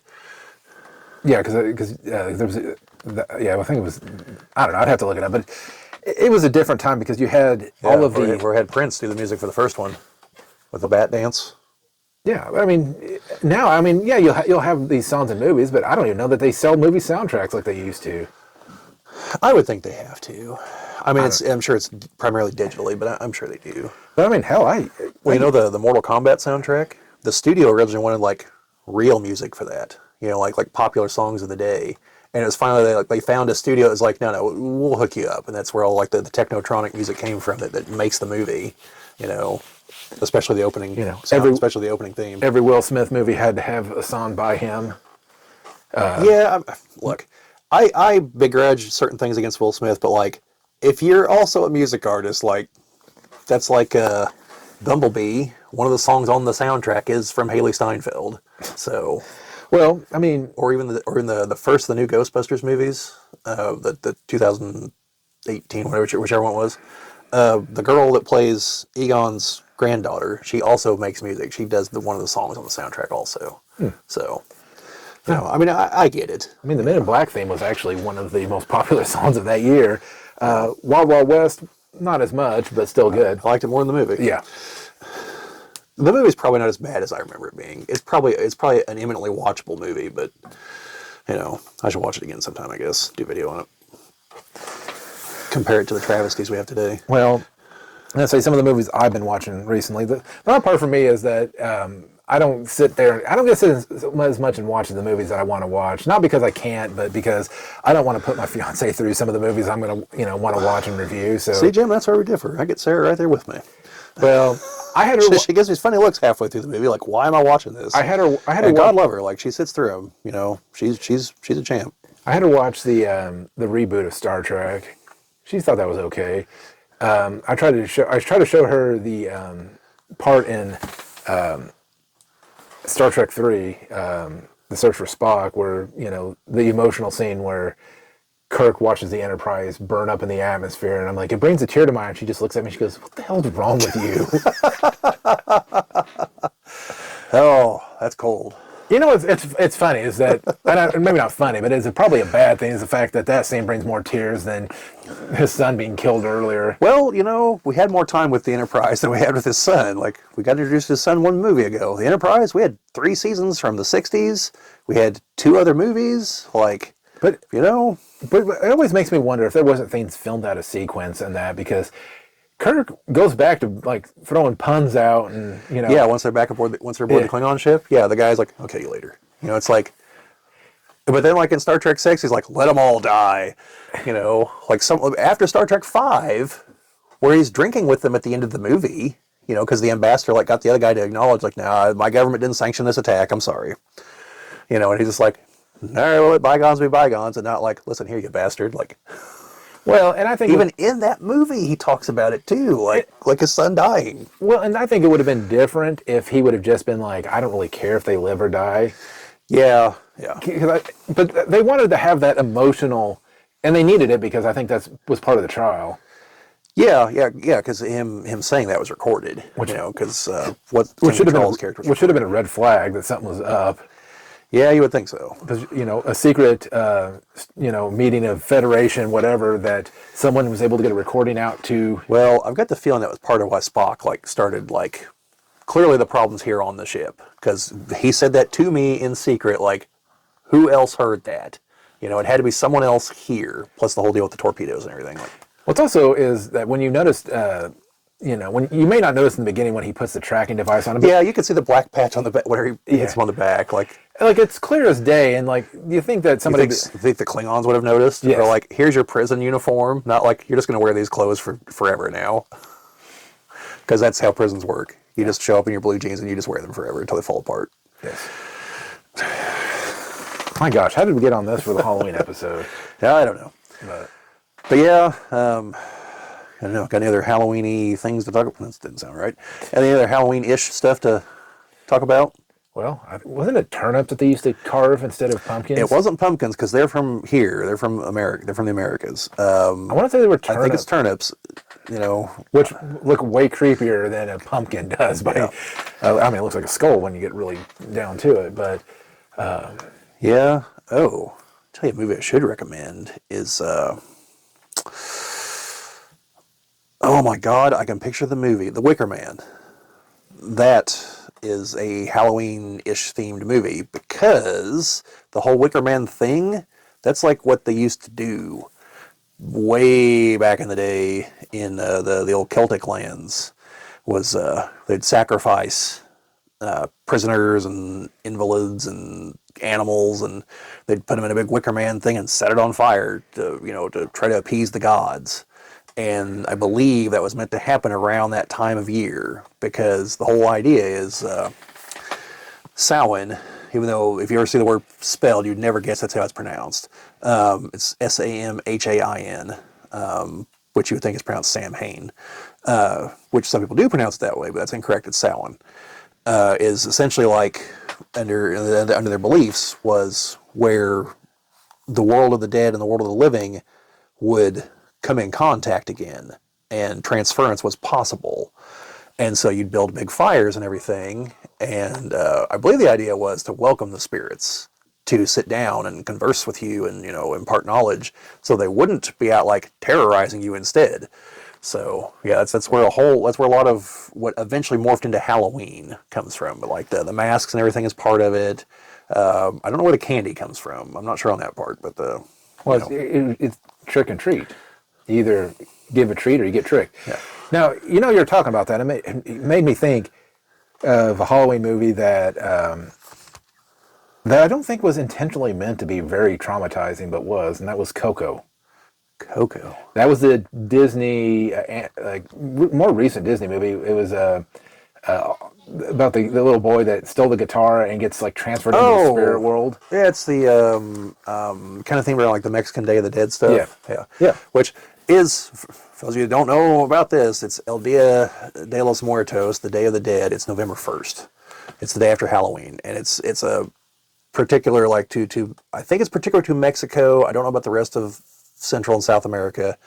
And I think it's kind of a blending of local ideas and Catholicism kind of together, I think. I don't know a lot about it. Could be way wrong. Please correct me down in the comments if I am. But yeah, it's the Day of the Dead.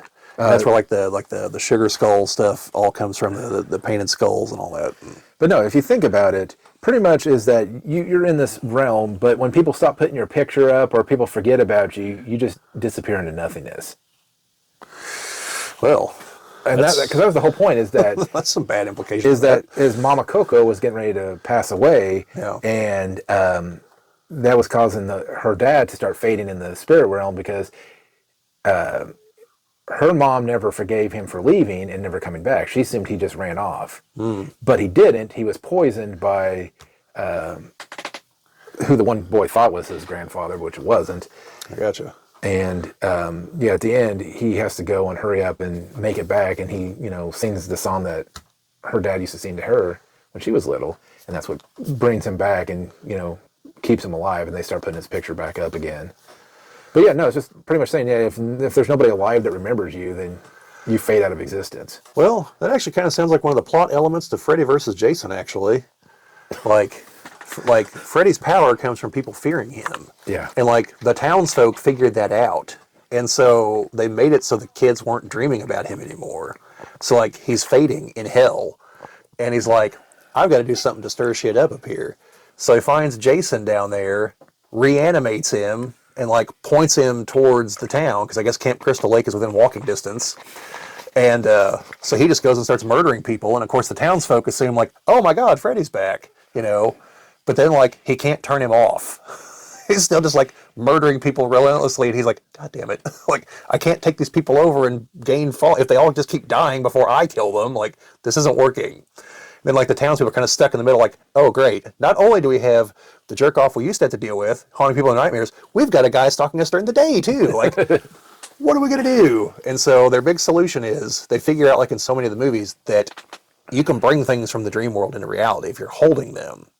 So one of them is intentionally going to try to antagonize Freddy to bring him into reality, because they have Jason loaded up with morphine or something, and they're driving to Camp Crystal Lake, and they're going to let him out there and point him at Freddy and be the old let them fight moment, and just stand back.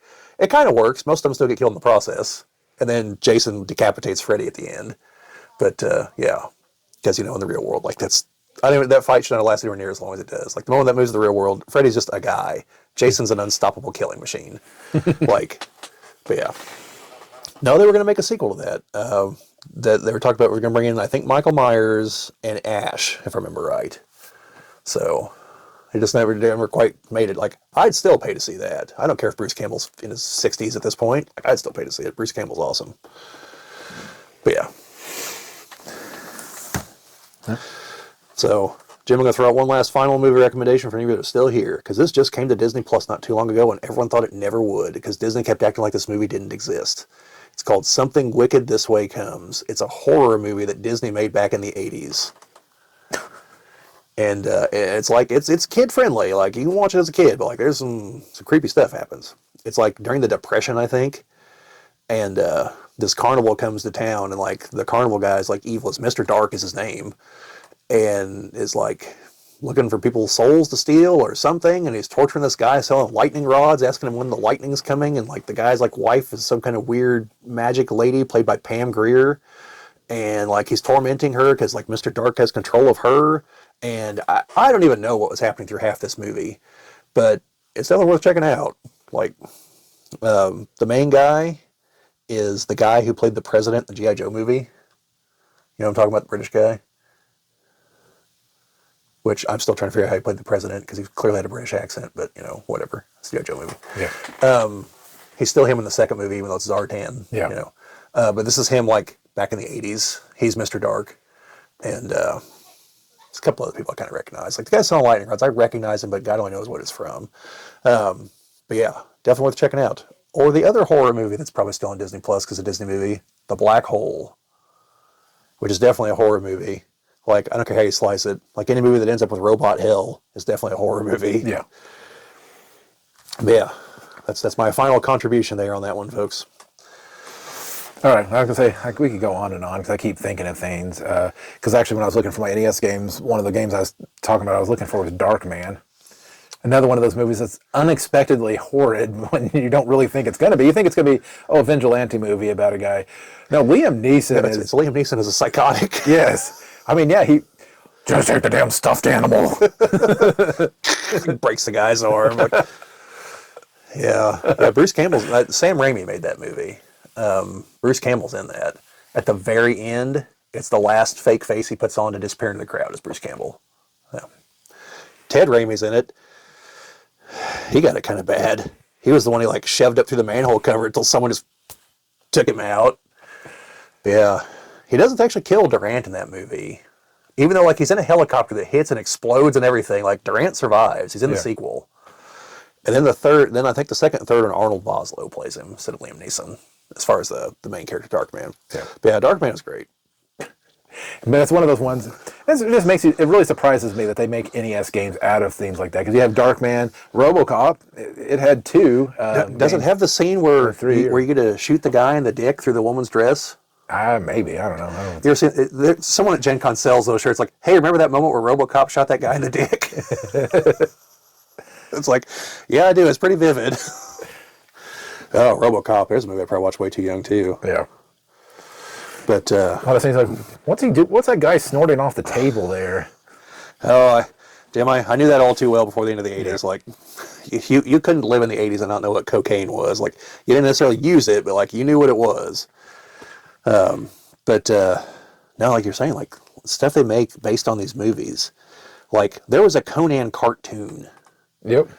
Like Conan is a solid R-rated movie. Like I think the second one is PG-13, but the first one is definitely solid R. And they made a cartoon. They had multiple seasons. They made toys of the Terminator, Alien, the Predator. Like those are all solid R-rated movies. And it was like Aliens, like the big action one, you know. And there's no toning down Predator. Like you can't. Well, I mean, Friday the 13th, right there on Yeah. NES. You know, it's like these are obviously before there was any sort of rating system and all that. I mean, people are getting murdered, obviously. You know, like games like Castlevania. I mean, you're killing skeletons, the undead. You know, Mario running around stomping on fungus.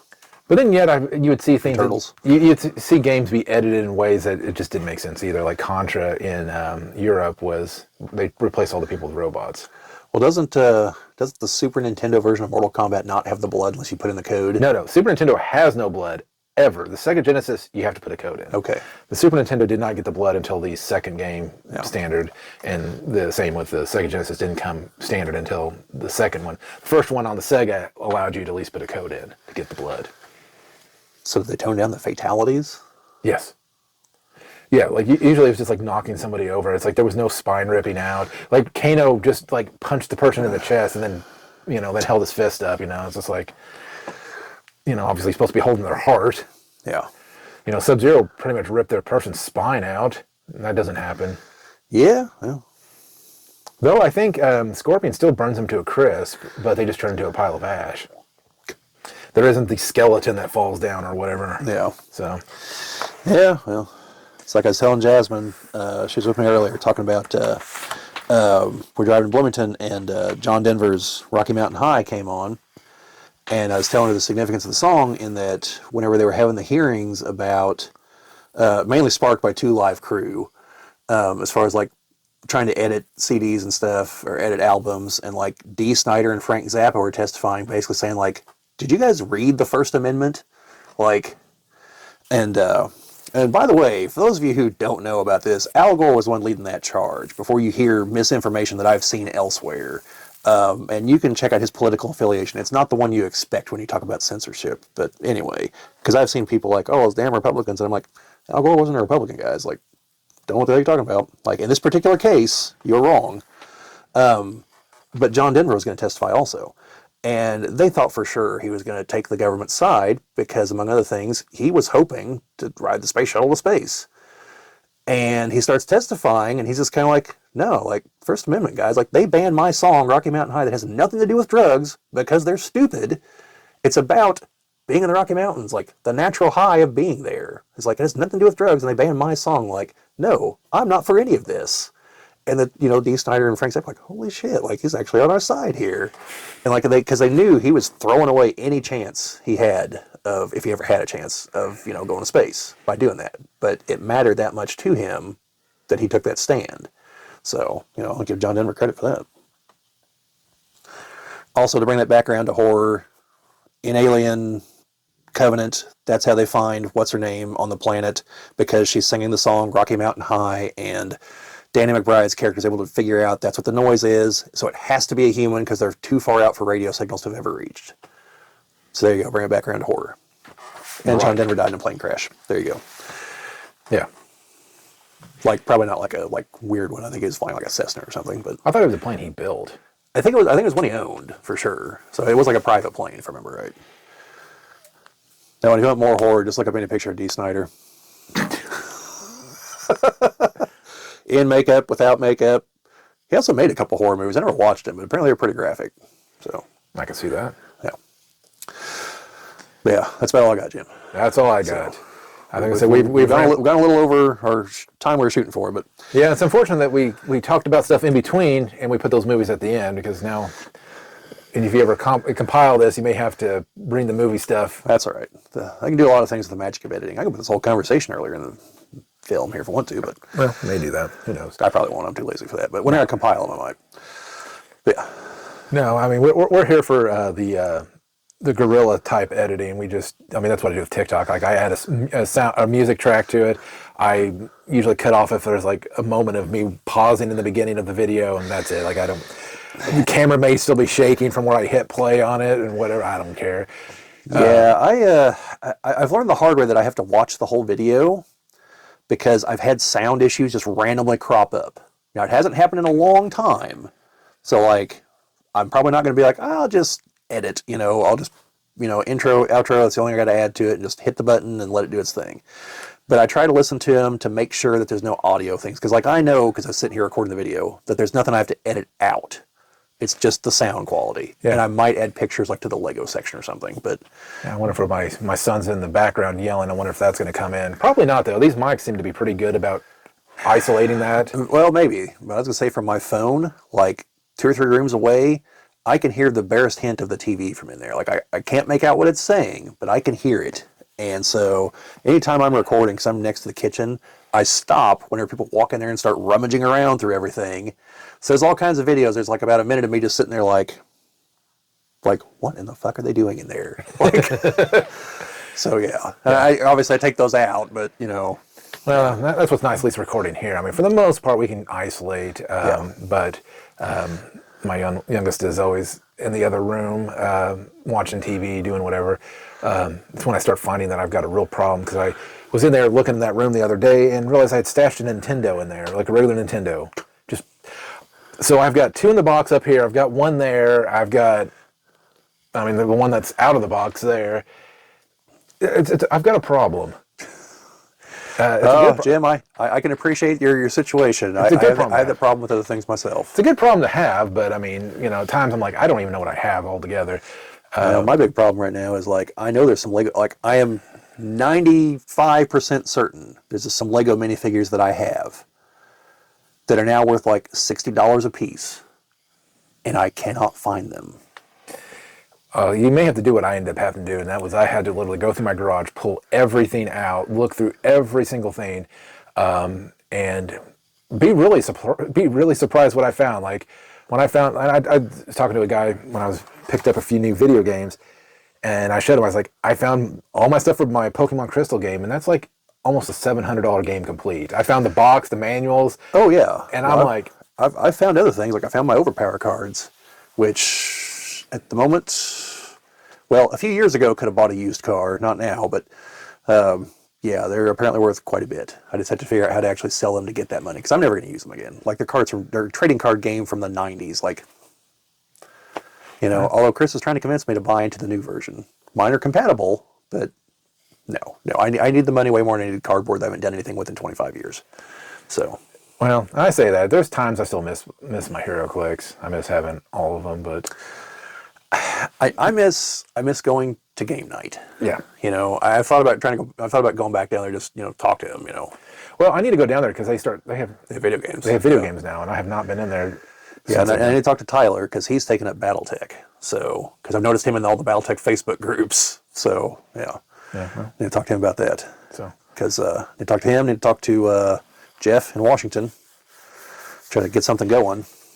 So, but yeah, speaking of going. Yes, we need to get going. So anyways, we'll bring this meeting of the Geek Cabal to a close. And yeah, so I don't know if this will be around Halloween, on Halloween, whenever it'll be. What time is it right now? Just out of curiosity. It is the 18th of October. So I don't know what time is it. 8:52. There's the slim chance, very slim, that I'll have this up tomorrow.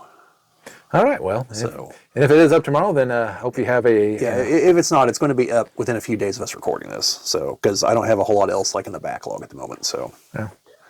as long as my computer doesn't like do something stupid to me. So, Yeah, it's a computer. Oh, they're good at that. Yes, they are.